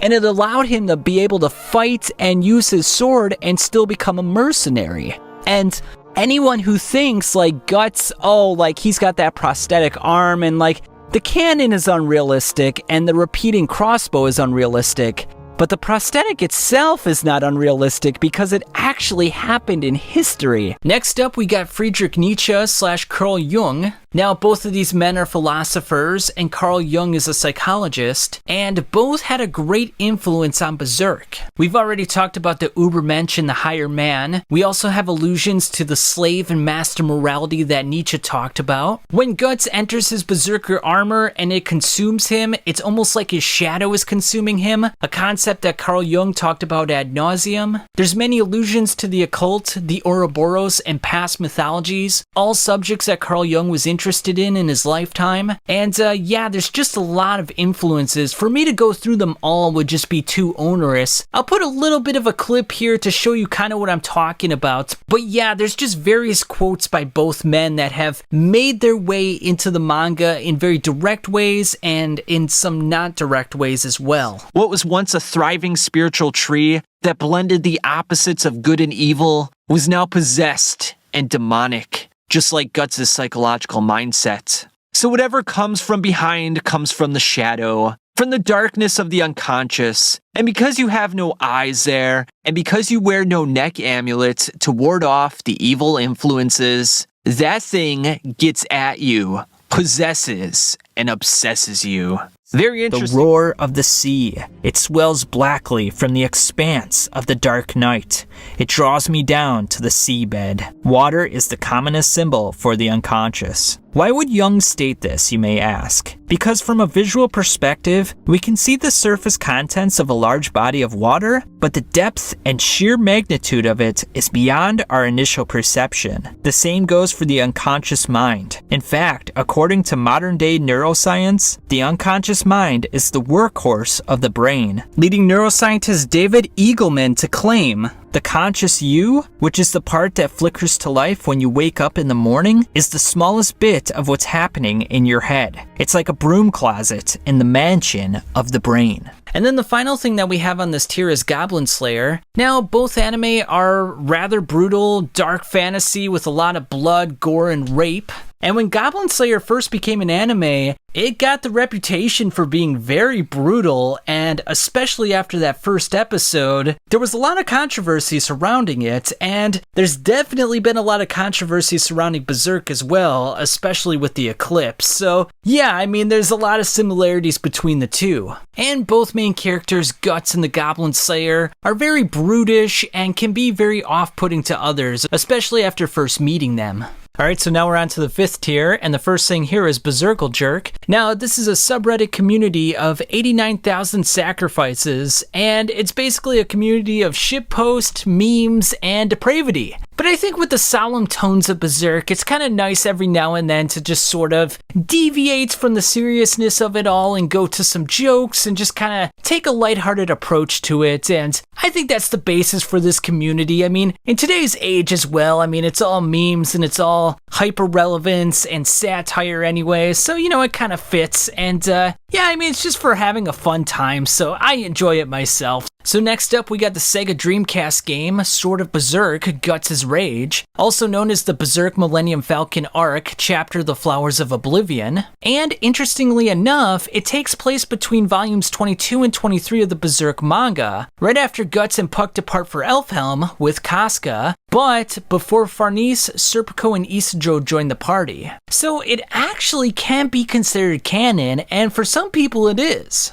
Kentaro Miura did have an influence on the game, and remember how I was talking about that the Berserk anime came out prior to the Berserk manga in English? Well, this game actually predates both of them in English, which is really confusing. I mean, could you imagine back in the day not knowing anything about the manga or the anime, and you buy this game for the Sega Dreamcast, and you're like, who are these characters? Like, what's going on here? I don't understand anything. Now, the music is still composed by Susumu Hirasawa, and the plot is actually very entertaining for this game. Now, I will say, I haven't played the game myself, but based on some of the reviews I've seen online, it gets a bit repetitive, and some of the mechanics in the on-screen action sequences can be a little disorienting and a little bit hard to follow sometimes. Sometimes Guts goes off screen and he's fighting someone and you can't see him based on the position. So the camera angles aren't always the best. But for the most part, I guess it's pretty entertaining and the plot is really good. As a brief summary, Guts goes into this village where he meets a man named Balzac. And Balzac explains that the village has long suffered an incurable plague that turns its victims into rampaging monsters called Mandragorians. Now the next thing we got up here is Susanoo. Now this is a manga that was written and produced by Go Nagai. And like Devilman and Violence Jack, it's got a lot of things that influence Kentaro Miura and Berserk. And again, I produced another video about this explaining the similarities, so I'll leave a short clip right here. This features a boy, Shingo Susa, who joins an Esper club. Now at first it's kind of comedic and you kind of think it's more of a joke than anything else because no one really seems to have awakened any ESP powers. But Shingo joins the club primarily because he's after a girl in the club, Sayuri. Now while they're in the club, one of the members makes a reference to Slan, a novel by A.E. Van Voigt, which involves evolved humans with psychic abilities. And they have tendrils on their heads and the capability to read minds. Now, if you look at Slan from Berserk, you notice that she has tendrils on her head. And the Godhand have been shown to have psychic-like abilities. So there's already a little bit of a hint right there early on. But as you get deeper into the story, Shingo and Sayuri are walking home one day, and Sayuri expresses her feelings to Shingo, saying she wants to get married to him.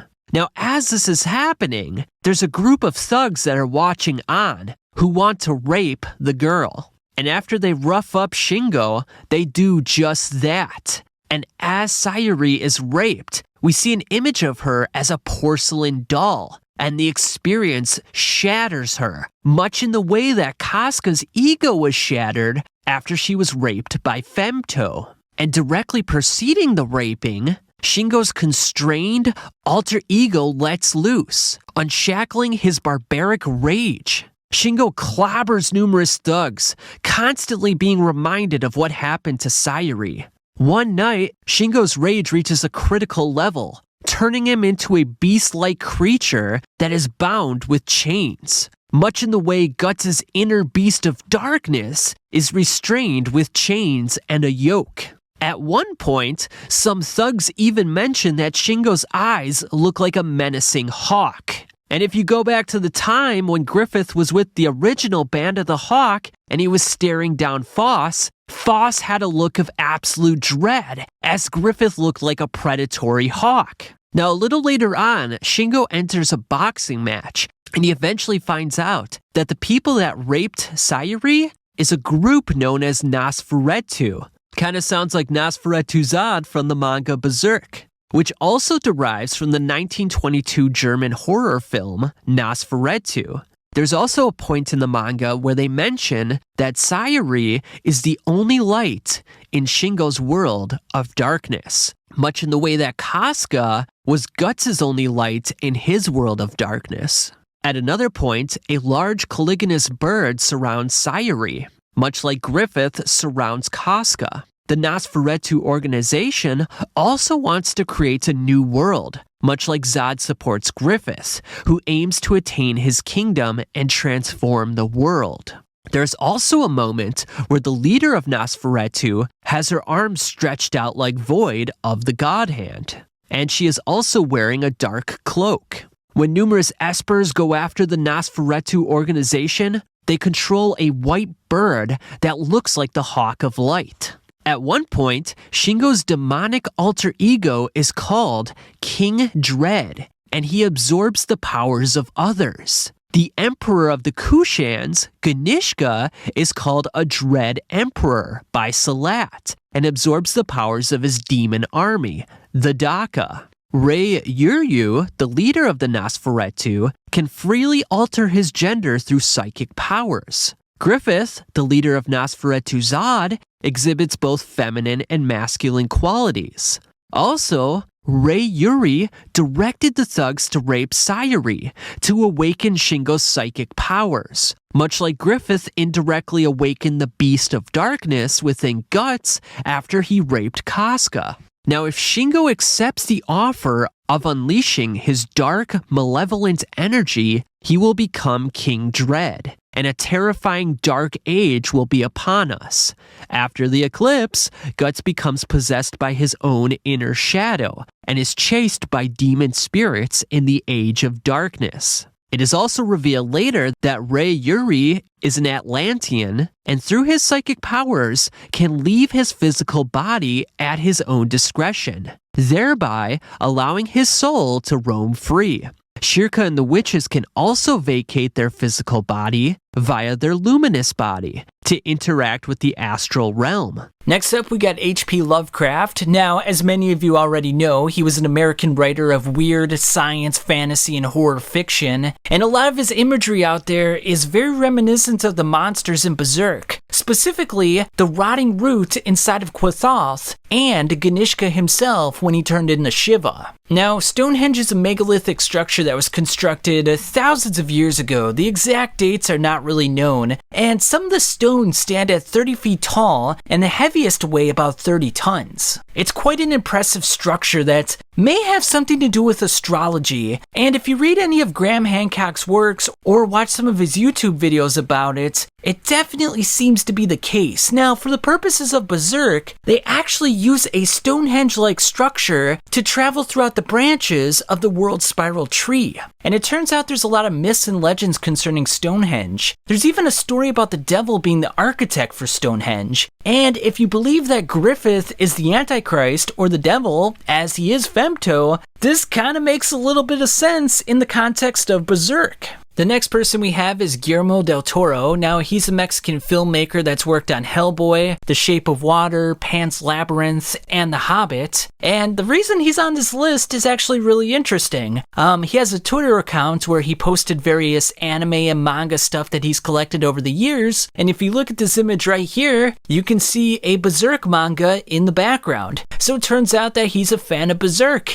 So yeah, really cool stuff. Now, Paradise Lost is an epic poem by the 17th century English poet John Milton, and it actually features a main character of Satan himself, which is rather interesting. It actually paints Satan as a somewhat likable character, as someone who should be pitied and someone who deserves a different lens, a different way of looking at him. Usually we always look at Satan as this evil person, as someone who has no redeeming qualities, and Milton kind of paints it in the way that, well, there's always a different perspective. There's always something to find redeeming in one person. And that's exactly what Miura's done with Griffith as well. Although Griffith has done terrible things, there was the eclipse, he sacrificed all his friends, he raped Casca, he's done a lot of good things as well. He's given the people of Falconia a purpose. He's protected so many people around the world. He goes out and kills evil giants. I mean, he's doing a lot of good things. He's letting family members see their relatives just before they depart to the astral realm. So even though he seems like a really bad guy and he might be the devil, he's done a lot of good things as well. And in Paradise Lost, Lucifer hits a roadblock, he's tossed out of heaven, and it's kind of a lot like Griffith, you know?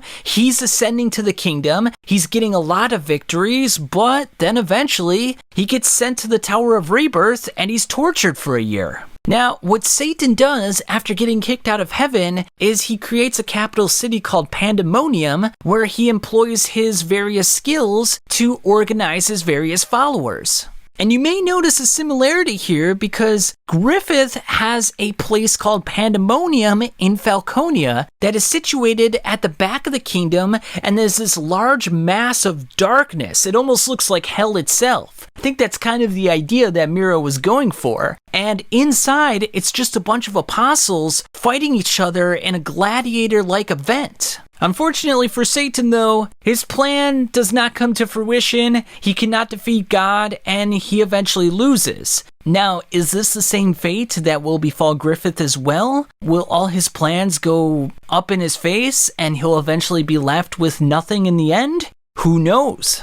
Now, next up, we got another Berserk video game. Now, this is Berserk Millennium Falcon Hensaima Senki no Sho. And this was released in 2004 in Japan and Korea. And this one takes place between volumes 22 to 27. And in it, Gotz is traveling with his companions Farnese, Serpko, and Istro, who did not happen to appear in the first game that I talked about, Sword of Berserk Guts' Rage. Unfortunately for English-speaking audiences, this game was never released in the US, and it was never translated to English. So unfortunately, there's really not much known about the plot or what actually happens. I did see a video on YouTube about it, so I'm not sure how reliable that is in terms of like how consistent or how accurate it is, but if you want to watch it, it does exist. Next up, we got the Lord of the Rings. Now, in Lord of the Rings, Elfhelm is the name of a character, but in Berserk, Elfhelm is the name of the place where all the mages and fairies live on Skellig Island. And speaking of Skellig Island and Elfhelm, it shares a lot of similarities in the way that it looks and the aesthetics. It kind of has that Celtic mythology built in, and it looks like it's based in England or Scotland or somewhere around there. And even the famous Midland of Berserk sort of sounds a little similar to the Middle Earth of the Lord of the Rings franchise, so there's subtle little similarities there with Lord of the Rings. And then the third Berserk game that we have on this list is Berserk and the Band of the Hawk. Now, this game was released in 2016 on the PlayStation 4 and the PlayStation Vita, and as well as the PlayStation 3 and PC. Now, the story mode is a retelling of the manga with only 6 chapters involved. It sounds like most of it's based on just slashing and gashing and just a bloody, gory mess. Mostly it makes its name with the free mode in which you're just battling other warriors. And there's even a mode called the Endless Eclipse.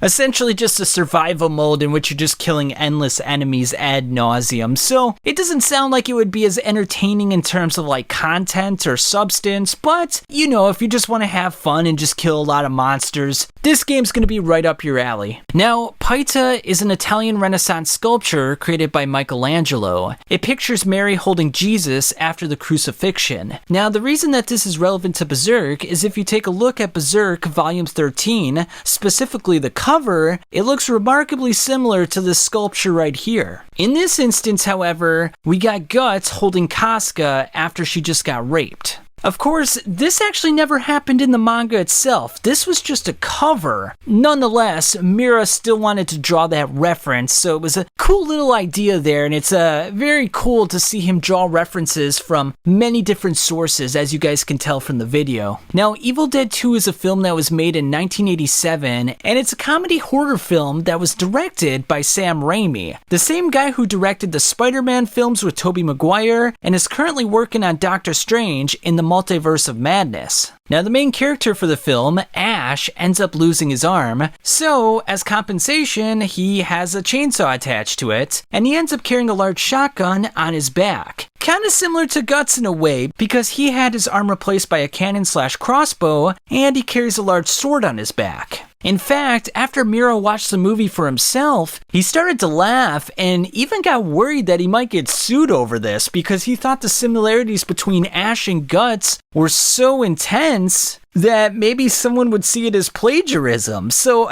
kind of a cool little reference there. Now, this next one's kind of strange. It's called Farniska. It's a Tumblr page, and it states, "Let the Berserk girls fuck." Now, take this for what you will, but according to the page here, he says that his professor states that Gotz and Griffith are likely to be bisexual, and Casca, because of her sexual abuse, is afraid of sex, and Elaine is afraid of Gotz. Essentially, they come to the conclusion that Farnese and Casca are asexual due to all their trauma. And the person claims that Farnese and Casca have a special and different kind of love. A love that they can never give to another person. A special love that unites them as one person. And then there's various fan art images on here as well. So, yeah, I'm not sure how much I really buy into all this. You know, it's definitely an interpretation, and yeah, I guess it's kind of interesting, but yeah, I'm just not a proponent of it myself, but yeah, it does exist. Now, Studio Taka, according to their YouTube description, is a fan-run studio driven by passion to bring top-quality videos to the manga and anime fan community. Now, the reason that they're on this list is that over the past 3 years now, they've been producing the Berserk motion comic. Now, these are episodes that are about 20 minutes in length, and what they do is they take specific chapters of Berserk and they animate them. So you get to see all the glorious manga panels move as if they were being animated, as if it was real life. It's absolutely incredible. The amount of time that they put into this cannot be understated. It's a great project. I absolutely love it when new episodes come out. Granted, it takes about a year for a new episode to come out, and rightfully so. I mean, the amount of work and dedication they put into this is just phenomenal. And yeah, just give support to this, guys. It's a fantastic project, and it does the Berserk community a great service. It's much better than the 2016 anime, that's for damn sure. Alright, so next up we got Metallica. Now you're probably thinking to yourself, well, Metallica is metal as fuck, and so is Berserk, so yeah, that definitely seems like a connection. But it goes a little deeper than that. If you look at the album cover for Master of Puppets, it looks like it inspired Kentaro Miura. Now on it, you see a graveyard with strings coming up from the graves going up to a hand. Now immediately, this reminded me of the Hill of Swords, with the various members of the Band of the Hawk buried with swords sticking out. And the reason that it connects to this cover so well is because the strings coming from the graves sort of means that they're being controlled, that they have no free will. And that's the whole point of Berserk. Causality dictates that you really don't have free will. Everything is causal, everything is determined. And the hands that are controlling the strings to the graves kind of reminds us of the God Hand as well, as they sort of control the outcomes of Earth through various methods. Now we come up to Susumu Hirasawa. Now, I've mentioned that name probably half a dozen times already in this video, and by now I think you probably understand who he is. He's a Japanese musician that was born in 1954, and what's really interesting is that when Miura was drawing Berserk, he was listening to Hirasawa's music, and he always envisioned Hirasawa's music being the music for Berserk. And it just so happened that it worked out, that it was the music for the 1997 anime, the games, the movies, the 2016 anime. I mean, it's just crazy how it worked out like that. Now, I know this doesn't relate to Berserk, but just a brief side note, he's also done some of the music for Satoshi Kon as well, and he happens to be one of my favorite anime directors, so just in case you're interested. Now, next up, we got the Sci-Fi Godhand. Now, the various members of the Godhand, Void, Ubik, Slan, Conrad, all derive their names from sci-fi novels. For example, Frank Herbert, who was the writer for Dune, is also the writer for Destination Void, hence Void's name. A.E. Van Vogt wrote a novel in 1940 called Slan, Roger Zelansky wrote a book called Call Me Conrad, and Philip K. Dick wrote a book called Ubik in 1969. Now, the one Godhand member that is not included in this is Femto, and I couldn't find any literary references to Femto, so I'm not really sure where that name derives from. If anyone has any inside information about that, please let me know in the comments, because I'd really like to know. Now, this one's actually really interesting. This is Walpurgis. Now, one of the things in the Berserk community is the pronunciation for certain names. The big one always being Shirka. Some people say Shirki, Shirke. No one really knows for sure how to pronounce it correctly. I always went with Shirka because I'm a big fan of Nietzsche, and that's how you pronounce his name, Cha at the end, Shirka. Now, it just so happens there's an event called Walpurgis Night in Shirka. Wernigerode und Schirke hatten am Wochenende die And every year, Shirka attracts thousands of Walpurgis goers. They have medieval bands playing, jugglers, and various street performances. And according to medieval and Renaissance tradition, Walpurgis Night was a night in which witches celebrated the Sabbath and evil powers were at their strongest. So it sort of makes sense, considering that Shirka is a witch in Berserk, that Miura would take this influence from the German tradition of the Walpurgis Night in Shirka, use the name of the town, and give it to one of his characters. Now, what's really interesting is if you read Goethe's Faust, Mephisto guides Faust through the fiendish assembly, introducing him to all the infernal spirits of medieval legend. And it just happens to be Walpurgis Night. And for the purposes of this iceberg, I could have put the German heritage as one of the things to talk about, but I already kind of mentioned a lot of the stuff. But just a brief recap, we got Friedrich Nietzsche, we got Goethe, we got Walpurgis Night, we got Gotz von Berlichingen, and there's even a German painter that will show up in the next section, so yeah, a lot of German influence in Berserk. Now, the Baphomet is an image of either a deity or a demon, depending on your interpretation, and it's an intersex creature with the head of a goat and the caduceus around its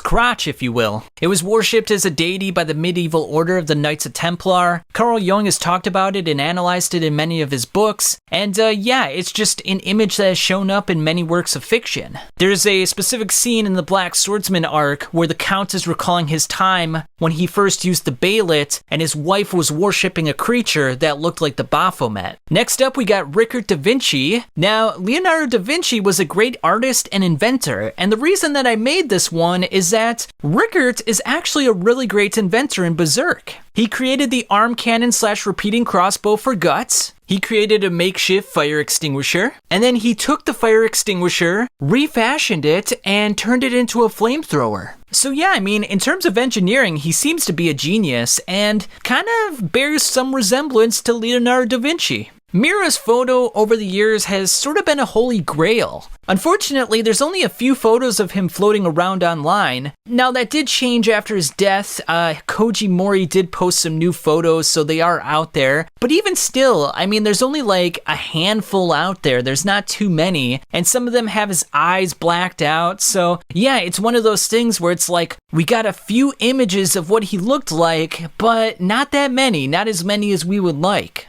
And then to round things off on this tier, we got MC Escher. He was a Dutch artist who made woodcuts and lithographs that have stood the test of time. His most famous work is Relativity. I'm sure you've seen it before. It's made its way into other animations like Futurama, Family Guy. Wow, now this is fantastic. I'm not sure we want to pay for a dimension we're not going to use. It's pretty ubiquitous in the culture today, and it even shows up in Berserk in the Black Swordsman arc. Another one of his famous works is called Another World, and if you look at this scene from chapter 49 of Berserk, it looks remarkably similar. So again, another artistic influence that Miura drew upon to inspire his own creation. Alright, here we are, guys. We're on the final tier. All the information on this tier is going to be rather esoteric, obscure. You probably won't know most of it, but that's the idea of the iceberg, isn't it? To learn new information. So first up on the docket, we got the Berserk live-action commercial. Now, this was created in 2018. It's a commercial that is, yeah, kind of weird, I'm not going to lie to you. And the whole purpose of the commercial was to rouse interest for volume 40 of the manga. I'm not sure why you would need to do this because there's already so much interest for it, and it's a little bit of a weird way of doing it, but yeah, it exists and it is what it is.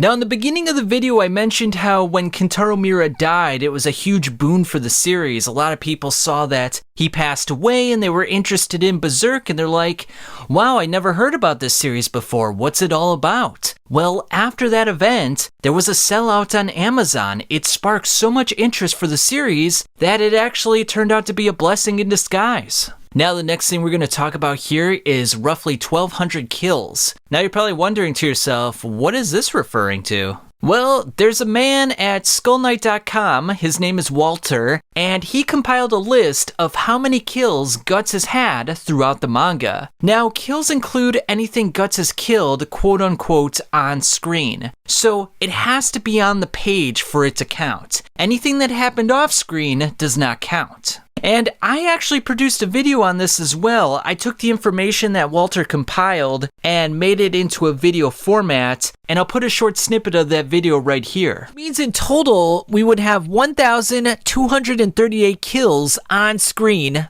by Gotz, which means that we roughly have about 3 kills per chapter for the entire span of Berserk. So that's pretty crazy to think about, that every chapter that you're reading in Berserk, you're getting about roughly 3 kills from Gotz. I don't know if there's another manga out there that can tout that, but that's pretty damn impressive. Now, Gustave Doré was a printmaker, illustrator, painter, comics artist, caricature, sculptor, and a wood engraver. And to be honest with you, he may be one of my favorite artists of all time. And as you're about to see, he probably was one of Miura's favorite artists as well. Now again, I produced a video about this, so I'll put a short segment right here. Daiba, the Kushan sorcerer, bears a distinct resemblance to this wise man. It's also important to mention that the wise men were also referred to as kings. and Daiba has stated in the manga that his overarching goal is to establish a magical kingdom or empire. The next photo we have is the Confusion of Tongues, which depicts the Tower of Babel. Now in Berserk, we have the Tower of Conviction, which emulates the Tower of Babel in size and magnitude. Now in the Tower of Babel, the inhabitants of Earth attempt to make a name for themselves by building the tower that reaches up to the heavens. Now God sees this and he's not too happy, so he decides to confuse the people's languages so they can't understand each other anymore. They thusly scatter across the earth, and the building of the city was henceforth stopped. When we examine this Berserk image that features Casca by the Tower of Conviction, we are reminded of the fact that she lost her ability to communicate with others due to her psychological trauma. In addition, the crumbling of the tower itself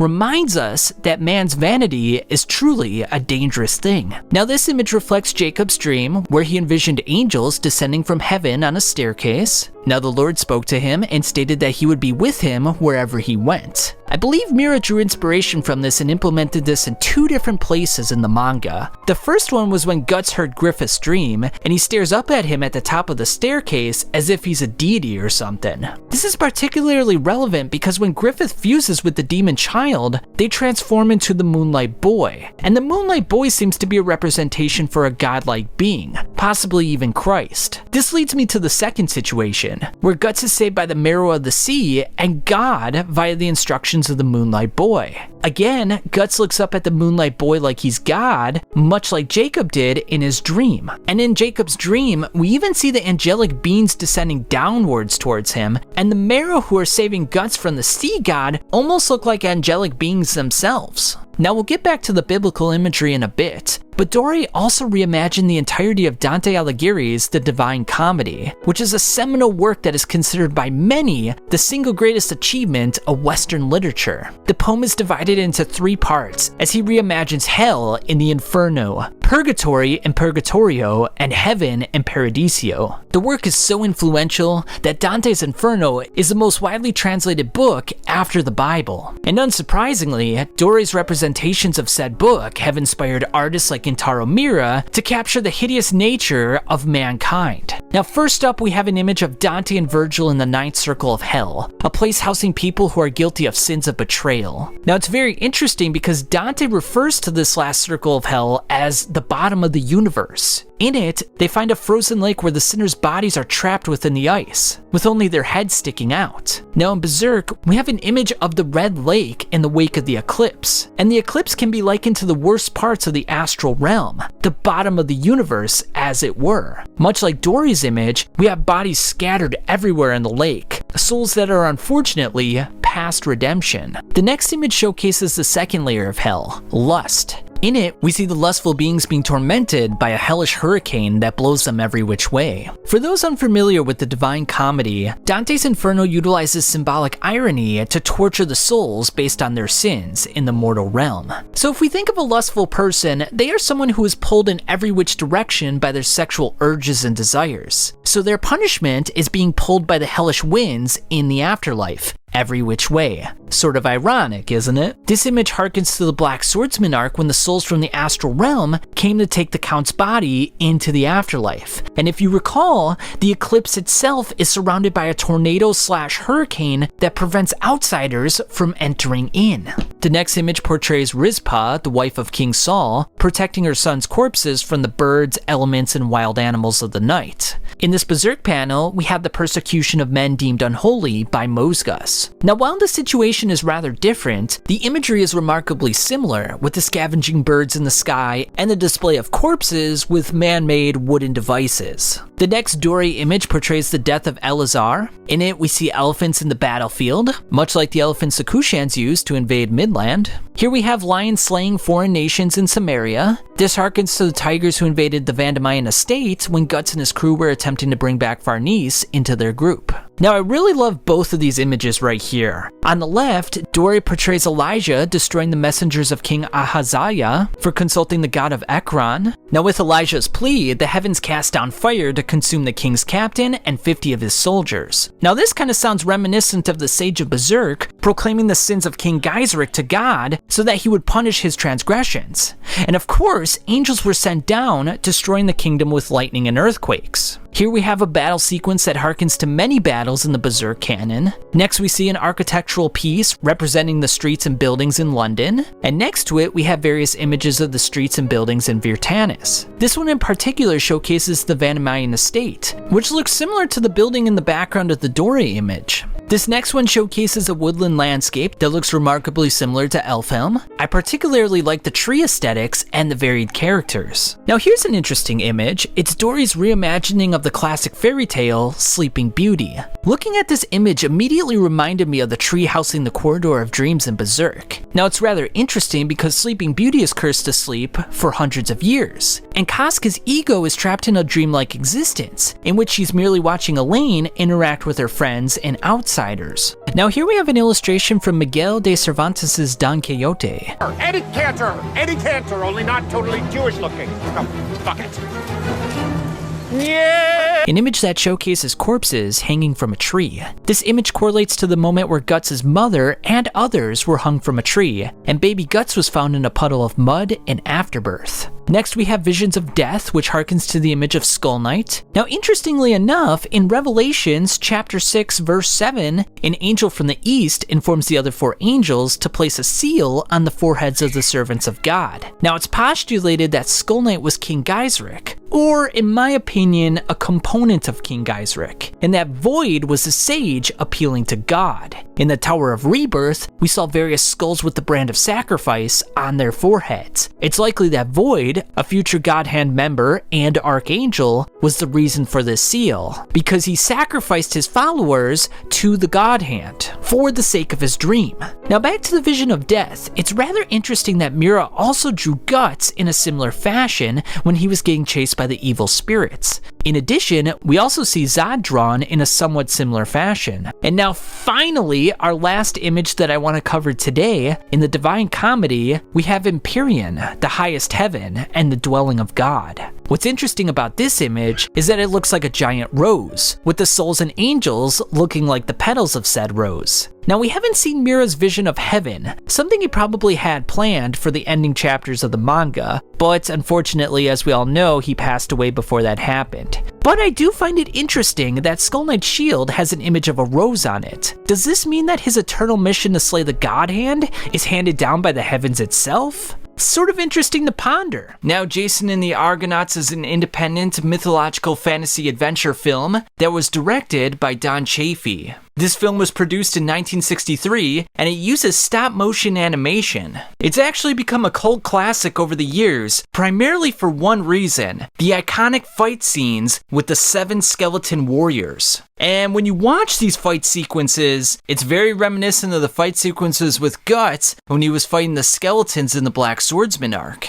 SkullKnight.net is a Berserk fan community that started in 2000 and has remained the definitive destination for discussions about the series ever since. Now, the reason I put it so low on the list is because it always seems like when I talk to people about it, or they're just vaguely aware of it, which is really a shame because it's such a great resource for information. They got the Berserk community where they talk about current episodes, Character Cove where they discuss specific characters, Berserk merchandise, and various pieces of miscellaneous information, the encyclopedia, which is my favorite part of the website, where they have Berserk information, the manga, glossary, the timeline, which is really cool. So they got this little web page set up where they talk about the timeline. They go as far back as Emperor Gaiseric. They speculate about which order the Godhand members came in. Now, this is a little bit dated and probably not correct, but there's only so much information about the Godhand out there, so it's hard to tell. But the manga information itself looks to be spot on, which is really cool. So if you want to see specifically when certain events happened, that's all right here. Now there's merchandise as well. Now what's really cool about this is that it's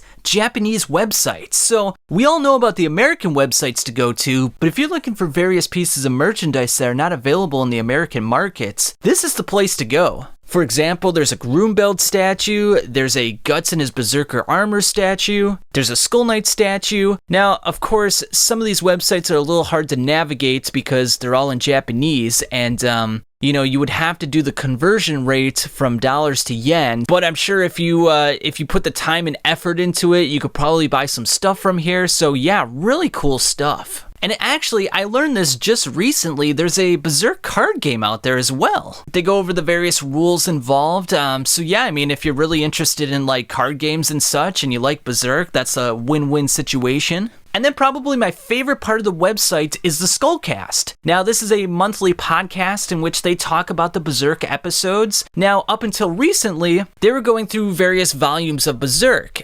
So as you can see here, episode 128, Human City, they went over volume 28. And now with the new chapters coming out, they got some new material to talk about as well. So I'm assuming that the podcast is probably going to come out a little more frequently, which is really cool. I've listened to a couple episodes of the podcast myself, and it's really top-notch information. You get different perspectives on the manga. They talk about key details that you might have missed yourself. So yeah, just really informative. It's headed up by Walter, the same guy that compiled the list of Guts' kills. Now you can listen to the podcast on skullknight.net. I am not a member of the podcast, but hopefully they're okay with the fact that I'm promoting it for them. But yeah, it's an absolutely fantastic listen, and I love the different perspectives, and I love the content and the information involved. They know all the little ins and outs of the Berserk manga. I mean, some of them have been reading it for over 20 years, so yeah, it's just absolutely fantastic, and I always learn something new when I listen to it. So yeah, I would highly recommend it. Prime One Studio is a website that produces various DC, Marvel, TMNT, and anime characters in 1/3, 1/4, and even some 1-to-1 scale statues. The statues themselves are highly detailed and just look absolutely gorgeous.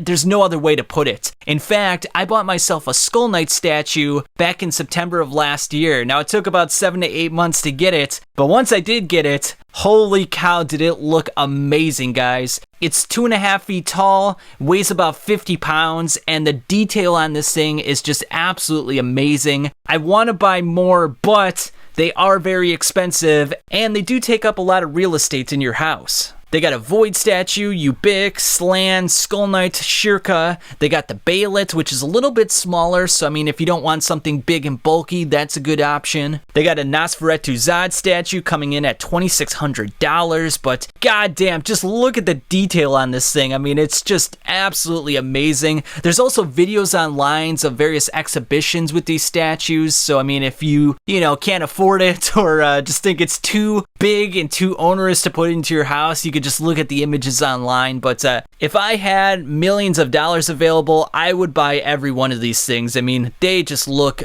absolutely gorgeous. Now, Rob Banks, stylized as Rob Banks with a money symbol on the end, is an American rapper, singer, songwriter, and record producer. And he produced a video about 4 years ago called Griffith Did Nothing Wrong. And yeah, I'll just let you listen to a short segment of it for yourself. I told you niggas, Griffith ain't do nothing wrong. Nothing wrong.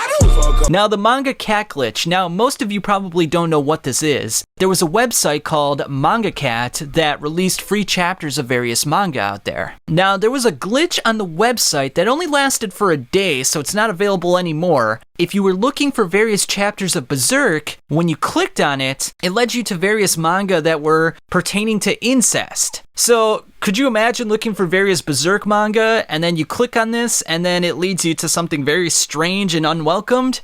So yeah, they fixed it. It no longer exists, but it was something that did happen for a brief period of time. Now, the next one we got up is Guts vs. Nightmare. Now, this was produced by Death Battle. It's a video that has over 10 million views, and it just does a hypothetical situation of Guts versus Soul Calibur. It's an entertaining video like all the Death Battles, and yeah, it just brought a lot of fans into the series who didn't know about Guts or Berserk prior to this. Albrecht Dürer was a German painter, printmaker, and theorist, and he's one of the greatest artists of the Renaissance period. Now, there's one image in particular that I want to talk about, and it's called The Night, Death, and the Devil. and it bears a distinct resemblance to Berserk. The knight in particular kind of resembles some of the troops of Midland, and the devil in the background kind of has some resemblance to maybe like the apostles and such. And even the landscape in the background has a very medieval European look to it, which it looks like maybe Miura could have been inspired by as well, in addition to all the other artists that I mentioned. Alright, so next up we got groovy in quotations. Now, remember how I was talking about Evil Dead 2? Well, there's a specific scene in the movie that I'll show you right here.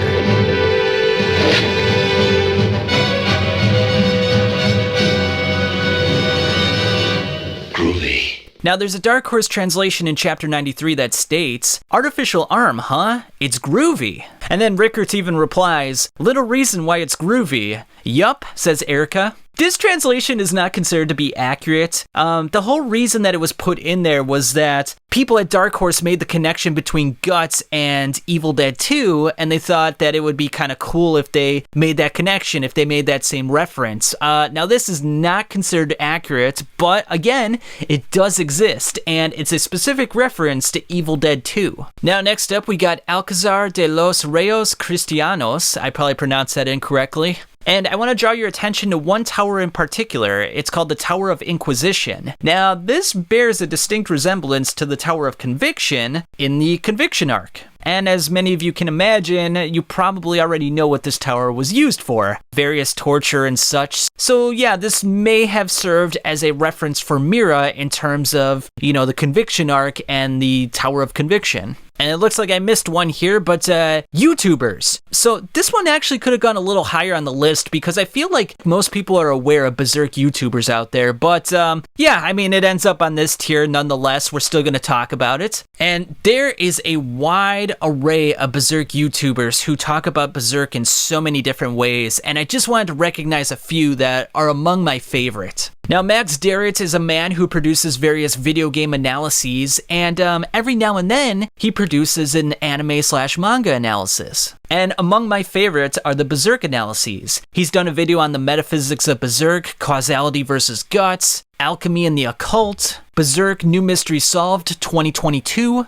So yeah, his videos are just absolutely fantastic. The amount of work and detail that he puts into them are just second to none. I absolutely love them. If you want to learn about the mysteries of Berserk, then you really got to check out his channel, especially the Berserk content. Now, Real Life Ryan may have the most Berserk videos produced by any other YouTuber out there. He's got a playlist called the Berserk Manga Analysis with 68 videos, the Berserk Monster Manual, which has 43 videos, which is among my favorite videos that he does. He'll take a various monster from Berserk and just analyze every single detail about that monster. He's done the trolls, the Daka, the golems, the Godhand, the elemental kings, Nosferatu Zod, ogres, just everything in Berserk you can think of. He's talked about it, so just an absolutely fantastic series. Super Eyepatch Wolf, among the various videos that he's done, has talked about Berserk quite a bit actually, and each one of his videos, as I can tell, has over 1 million views, so they're highly watched, highly entertaining, and highly detailed as well. Why you should still read Berserk, Berserk 2017, it's still terrible, and Berserk 2016, what the hell happened? Yeah, so very nice videos. And probably one of my favorite YouTube channels, Berserk or otherwise, is Stoggle. It just says it all in his video description. I don't always shitpost, but when I do, it could be about Berserk. His theory videos are just absolutely hilarious. I've watched some of them,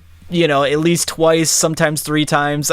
He is such a funny guy, and I just love the content that he puts out there. And then there's the Almighty Lowly. Now, he produced a Berserk video that is 21 hours long, talking about the entire Berserk story from beginning to end. So if you don't want to read, or if English is not your first language, this is the perfect video for you. And then there's other Berserk YouTubers out there as well that I didn't mention in this video, but you can find them by looking online, and even people like Gigook and the Anime Man have talked about it. So yeah, there's just a huge community of Berserk YouTubers, and there's so much love behind the series. So yeah, definitely go on YouTube and check it out for yourself. Okay, so next up we got the Rwandan genocide. Now, this one, you're probably going to say to yourself, like, how does this connect to Berserk? Well, there's actually an interesting story behind it. Now, Belgium colonized Rwanda after World War I, and what they did is they divided the population on an arbitrary sort of value. They based it on height and appearance. So the taller, lighter ones were grouped into what is called the Tutsi, and the shorter, darker ones were grouped into what is called the Hutu. So anyway, the Tutsi, which constituted about 10% of the population, were in control of the remaining 90% that were the Hutsi. And because of this artificial distinction, there was a civil war that ensued that resulted in about 500 to 800,000 deaths, Tutsi only. And, you know, these are the same people. The only reason that they were killing each other was because of this racism that was created by the Belgians. And Miura, in an interview, talked about this, and he talked about the fact that how people can distort your perceptions of the world based on fear and based on knowledge that sometimes is based in nothing. And this is definitely what happened in the Conviction arc, is how Mosgus would take people's fears and take their ideas of what was right and what was wrong and would control them through the fear of torture. And you can even see this when the people were going crazy and they wanted to sacrifice Casca at the stake. Okay, I know we're kind of jumping around here, but next up we got Alt 236. Now, this is a book written by a man called Quentin Alt236 Botin, and it's called Berserk Written in Darkness. I gotta give a big shout out to this guy because a lot of the material that's on this iceberg actually comes from his book. It came out in 2020, and it talks about all the influences that Miura drew upon to write and illustrate Berserk. It's a book that's 217 pages in length, and it's just chock full of information that Miura drew upon and speculative material on Quentin's part. It's just so dense with information, and it's so well written, and I paid about $50 for it on Amazon, and it was worth every penny. In fact, it's probably worth more than $50, to me at least. I mean, it's just such a great resource, and I just absolutely love it. Alright, so next up we got Dutch actor Rutger Hauer. Now, he was born in 1944, and he starred in a plethora of movies. Now, some of note, he starred in Blade Runner, Flesh and Blood, Sin City, Batman Begins, Dracula 3: The Legacy, and The Right. Now, the reason that he's on this list is for one specific reason. Well, I guess a couple reasons, but the first one is the movie Flesh and Blood, which came out in 1985. It's a fantastic movie about a band of mercenaries that get screwed over and try to exact revenge on the nobleman who screwed them over. And it's a movie that features a lot of disturbing and horrifying scenes. It's very bloody, it includes rape, so in that regard it's a lot like Berserk. But if you take a look at this image right here of Rutger Hauer, he looks remarkably similar to Gambino, and it's not just the image itself, it's actually the personality. So the way that Rutger Hauer acts in this movie is very similar to Gambino's personality. So a very violent, uncaring mercenary who engages in macabre-like events. Now, he also starred in another movie in 1989. Now, I did not see this movie, but apparently the way that he acts in this movie is very similar to Gotz. And some of the outfits in this movie are very similar to the way that some of the warriors dress in Berserk. So yeah, I guess it's supposed to be a very fantastic movie as well. I'll have to watch it one day for myself. It also did come out in 1989, which was the same year that Berserk came out, so kind of a cool little coincidence there. Alright, so next up we got Norse runes. Now, I actually produced a video about this already, so I'll put a short segment right here. Algiz literally means elk, usually a white elk, symbolizing protection and a higher self. The Algiz rune is the essential link or connection with the patterns of the divine or archetypal consciousness, such as the Valkyrie. In the same respect, it may lead to possible danger upon realizing that this link was unprepared. So in Berserk, the whole point of the invocation of doom is bringing about a higher self, a higher demon version of yourself, but a higher version nonetheless. Now, many of you may argue that it's bringing people down, but in the same respect, like Carl Jung stated, if you want to grow a tree to heaven, you have to have roots down in hell. And for Griffith to grow his tree to the heavens, he needs to start from the base levels of the astral realm. He needed to talk to God. He needed to accept the evil within himself so that he could grow the spiritual tree upwards. And this is sort of the path towards the higher self. and he is displaying characteristics of Hermes as well, showing that he can communicate with the dead, he can bring them back to life for their family members, he can go to the chthonic realms as well as the physical realms, and this was all attributes of a higher self, of Hermes, someone who accepts both good and evil. Now, in terms of the symbol itself, the points at the end are especially interesting. Take note of the fact that there are 3 points, and in all scenarios involving the activation of the Baylets, 3 key people were involved in the ceremony. Griffith's ceremony was personified by Griffith's rebirth, Casca's shattered ego, and Guts' distrust with everyone and everything. 3 people. Rosine's eclipse was marked by her transformation into an elf-like insect, in which she sacrificed her mother and father. 3 people. The Count's eclipse saw the decapitated apostle in need for revenge against Guts. The God Hand demanded that he sacrifice his daughter, however, which put him in quite the conundrum. Again, 3 people, the Count, Guts, and Teresa. And if you've ever read the Berserk light novel, The Flame Dragon Knight, spoiler for those who haven't read it, you would know that Grumbeld sacrificed Benedicti and Sigurd to become the dragon apostle he is today.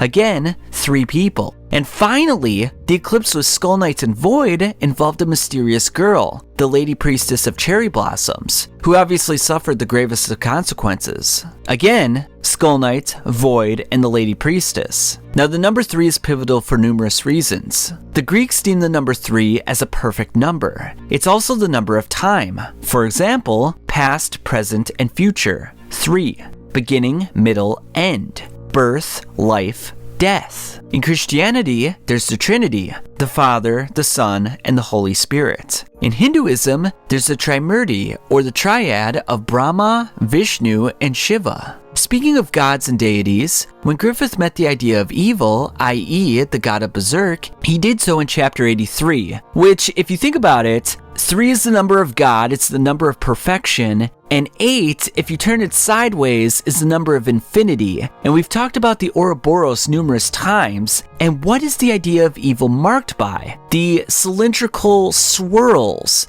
the light in the dark, the Ouroboros. And we see this in chapter 362 as well, with all the snakes in the eclipse, and the snake represents the Ouroboros. 8 is the Ouroboros, it's infinity, and 3 is God. Miura knew exactly what he was doing when he made this chapter. Now, in fact, chapters ending in 3 have been among the most critical in the Berserk lore. Guts first fought Zod in chapter 3. Guts decided to leave the Band of the Hawk in chapter 33. Guts henceforth returned to the Band of the Hawk in chapter 43. The story of King Gaiseric is told in chapter 53, which, as many of you already know, may be one of the most pivotal chapters in the entire Berserk lore. The eclipse begins in chapter 73. We already talked about chapter 83 and the idea of evil. Chapter 163 shows the beginnings of this ceremony that brought Griffith back to the physical realm. Chapter 223, Shirka is instructed by her mistress to get the Berserker armor to Guts. Chapter 303, Skull Knight confronts Femto in one of the most epic manga panels in the entire Berserk canon. And in chapter 363, the Moonlight Boy returns. So as you can see, this rune is personified by the connection with the gods, experiencing a higher life, and awakening. Conversely, it represents a hidden danger, consumption by divine forces, and a loss of the divine link, leading to fear. And what exactly happens after the eclipse?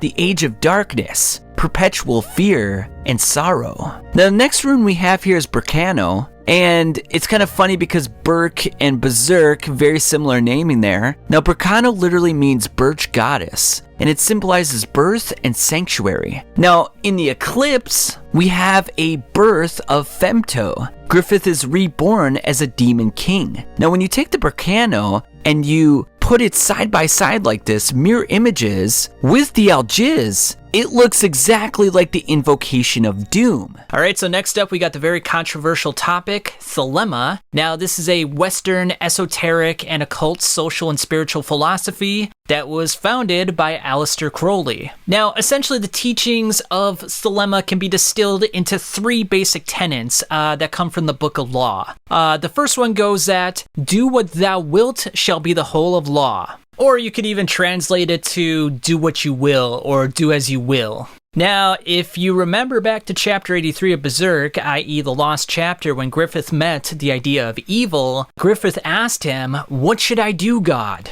And the idea of evil responds with, "Do as you will, chosen one." And depending on the interpretation, it could mean do as thou wilt or do as you will. So this may be one of the reasons that Miura felt that this chapter gave away too much information, because it makes the idea of evil to be like this thelemic sort of deity, a deity based on Aleister Crowley and the occult. Now, according to Crowley, everyone had a true will, which is basically a mystical system of thelema. Essentially, it's a person's grand destiny in life, which seems to suggest that everything follows a natural flow, everything is deterministic, there is no free will, which definitely has a distinct resemblance to the causality of Berserk. In fact, there's even a quote that states, "But the magician knows that the pure will of every man and every woman is already in perfect harmony with the divine will. In fact, they are one and the same." So a lot of similarities to the idea of evil and Griffith and the causality of Berserk for sure. Now, sticking with the occult and the esoteric, we're going to talk about the Hermetic Order of the Golden Dawn. Now, this is actually a really interesting topic that's already been researched and explained by Max Derritt. And he gave me permission to use a snippet of a video that he already produced, and I'll put a link to that in the description as well if you want to see the whole thing for yourselves. As the Golden Dawn. The Golden Dawn, originating out of Great Britain in the late 19th century, was engaged in various occult practices. Though they were only around in an official capacity for about 16 years, their practices were the single largest inspiration for Western occultism from the beginning of the 20th century all the way up until the present. One of their most famous rituals is seen numerous times in Berserk. There was a ritual known as the Lesser Banishing Ritual of the Pentagram, or LBRP. It was an introductory ritual, very simple. It was performed to banish any chaotic or impure influences from one's immediate surroundings, so that more complicated yet more powerful rituals could be performed soon after. There are 3 phases to the LBRP. The first phase is the Kabbalistic Cross, obviously referencing the Gnostic Jewish Kabbalah. The second phase is the formulation of the pentagrams. And the third phase is the evocation of the archangels. In the first phase, one must trace the Kabbalistic cross with their fingertips, aligning it with one's body. While doing this, you must say the following Hebrew words: Atah, Malkuth, V'Gabura, V'Gadula, Le'olam, Amen. These words are the doxology of the Lord's Prayer in Christianity. They translate to, "For thine is the kingdom, the power and the glory, forever and ever, so let it be." In Berserk, we see this first phase performed by Sherka in chapter 209. Unfortunately, because Berserk is a Japanese manga, the translation from Japanese to English to Romanized Hebrew resulted in some incorrect spelling. Though Vegadula was spelled correctly, the other 4 were not. So Katabasis, sometimes spelled with a K, sometimes spelled with a C, is a journey to the underworld. And Berserk has a lot of influence from stories in which characters take a journey to the underworld. We already talked about the Divine Comedy. The Book of Enoch bears a somewhat similar resemblance as well. And the cool thing about the Book of Enoch is Miura makes a reference to it in the Falcon of the Millennium Empire arc when Guts and the crew go to Enoch Village. And then we already talked about Paradise Lost as well. That's another story that is a journey to the underworld as well. So yeah, there's a lot of inspiration from Katabasis-related stories and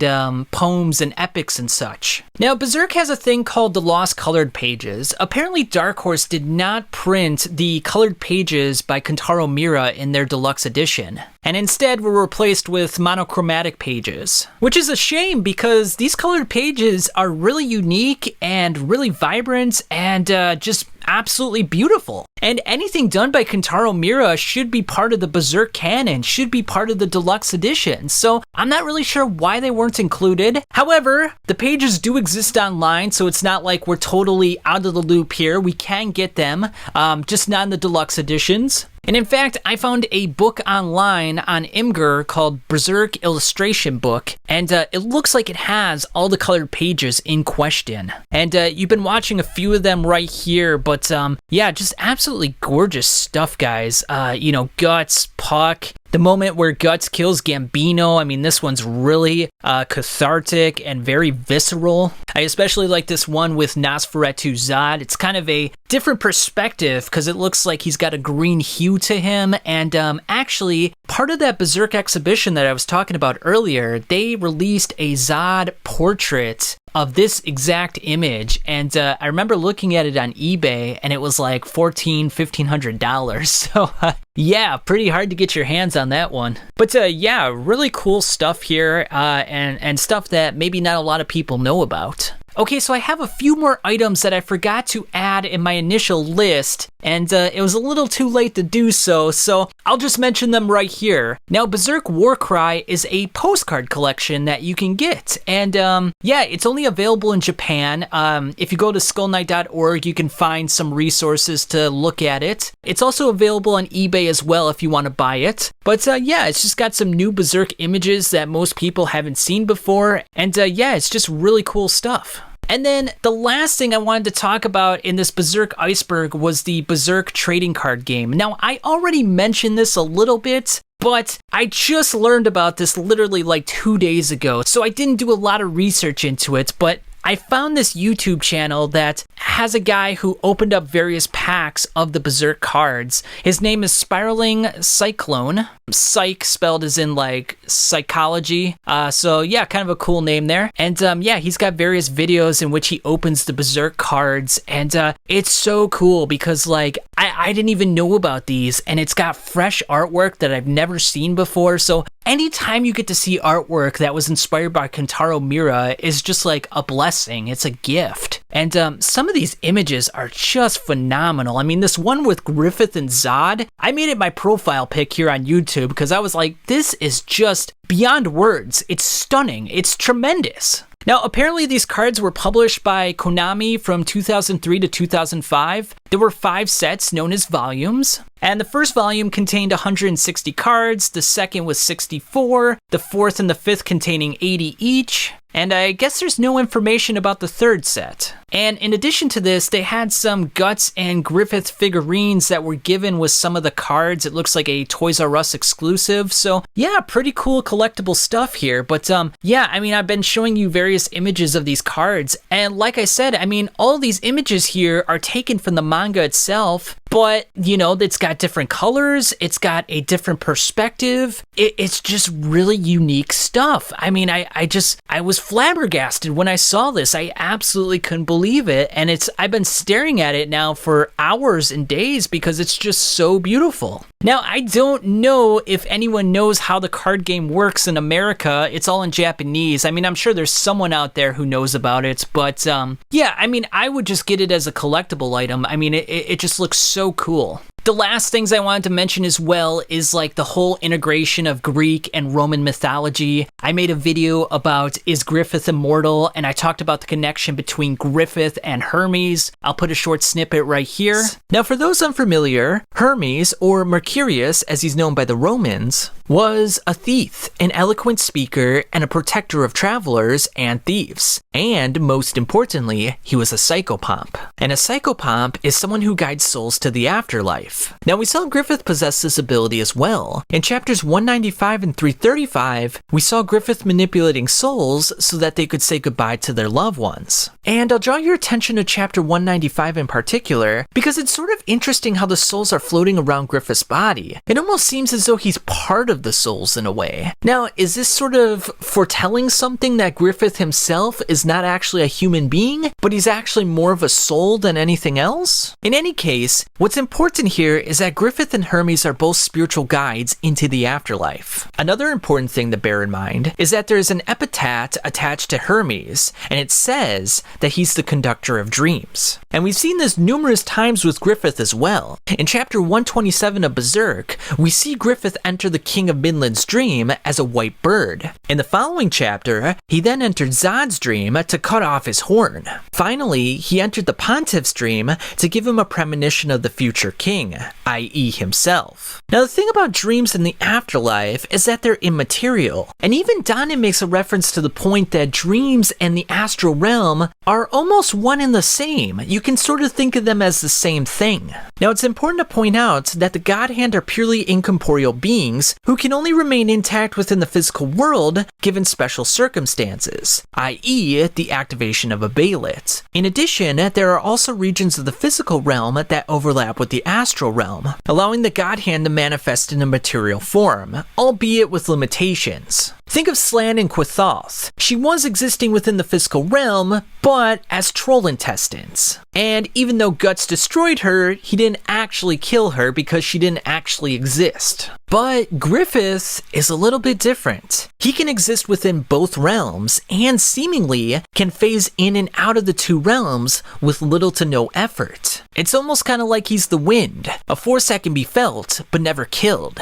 It can be calm and placid most of the time, but can turn into a dangerous maelstrom that causes untold destruction. Griffith is often associated with the wind, and allusions to the wind through his embodiment as the Hawk of Light. Hermes, likewise, wore winged sandals, carried a caduceus staff with wings on it, and sometimes wore a winged hat. But unlike the raging windstorms of Zeus or Poseidon, Hermes channeled his swiftness for useful purposes. And he didn't so much as control the wind, as he was the wind itself, much like Griffith. In addition to his allusions to the wind, Hermes protected herds and was often seen carrying lambs on his shoulders. Now, that's an interesting use of symbology right there, because Griffith protects herds of people by giving the Band of the Hawk a purpose in life and giving the citizens of Falconia a place to live in. He also protects herds of apostles by giving them a battle arena in which they can fight to their heart's content. And then there's some other stuff as well about the old Godhand members, but I feel like I'll wrap up the video right here because I've talked quite enough. I mean, this video is already well over 2 hours long, and I think you guys got the gist of it, that I really love Berserk, and there's a lot of information out there that you might not be aware about, but now you are. And of course, this is not an all-inclusive video. There's a lot of information out there that I didn't mention, but that's the beauty of this video format. You guys can tell me in the comments. I can compile all that information, and then I can make an updated version in the future. I mean, who knows? Maybe in a year or so we'll be up to 4 hours long. But anyway, guys, this was a fun video to produce, and I hope you enjoyed it. I put a lot of hard work and effort in there. If you guys haven't already, please subscribe, like the video. I got a Patreon page as well, so if you want to donate some money, I would really appreciate that. But the greatest thing you guys can do for me is watch the video in its entirety. And if you're here right now, if you're listening to this, that means you did so. So thank you very much for that, guys. But yeah, thanks for watching, and I'll catch you on the flip side.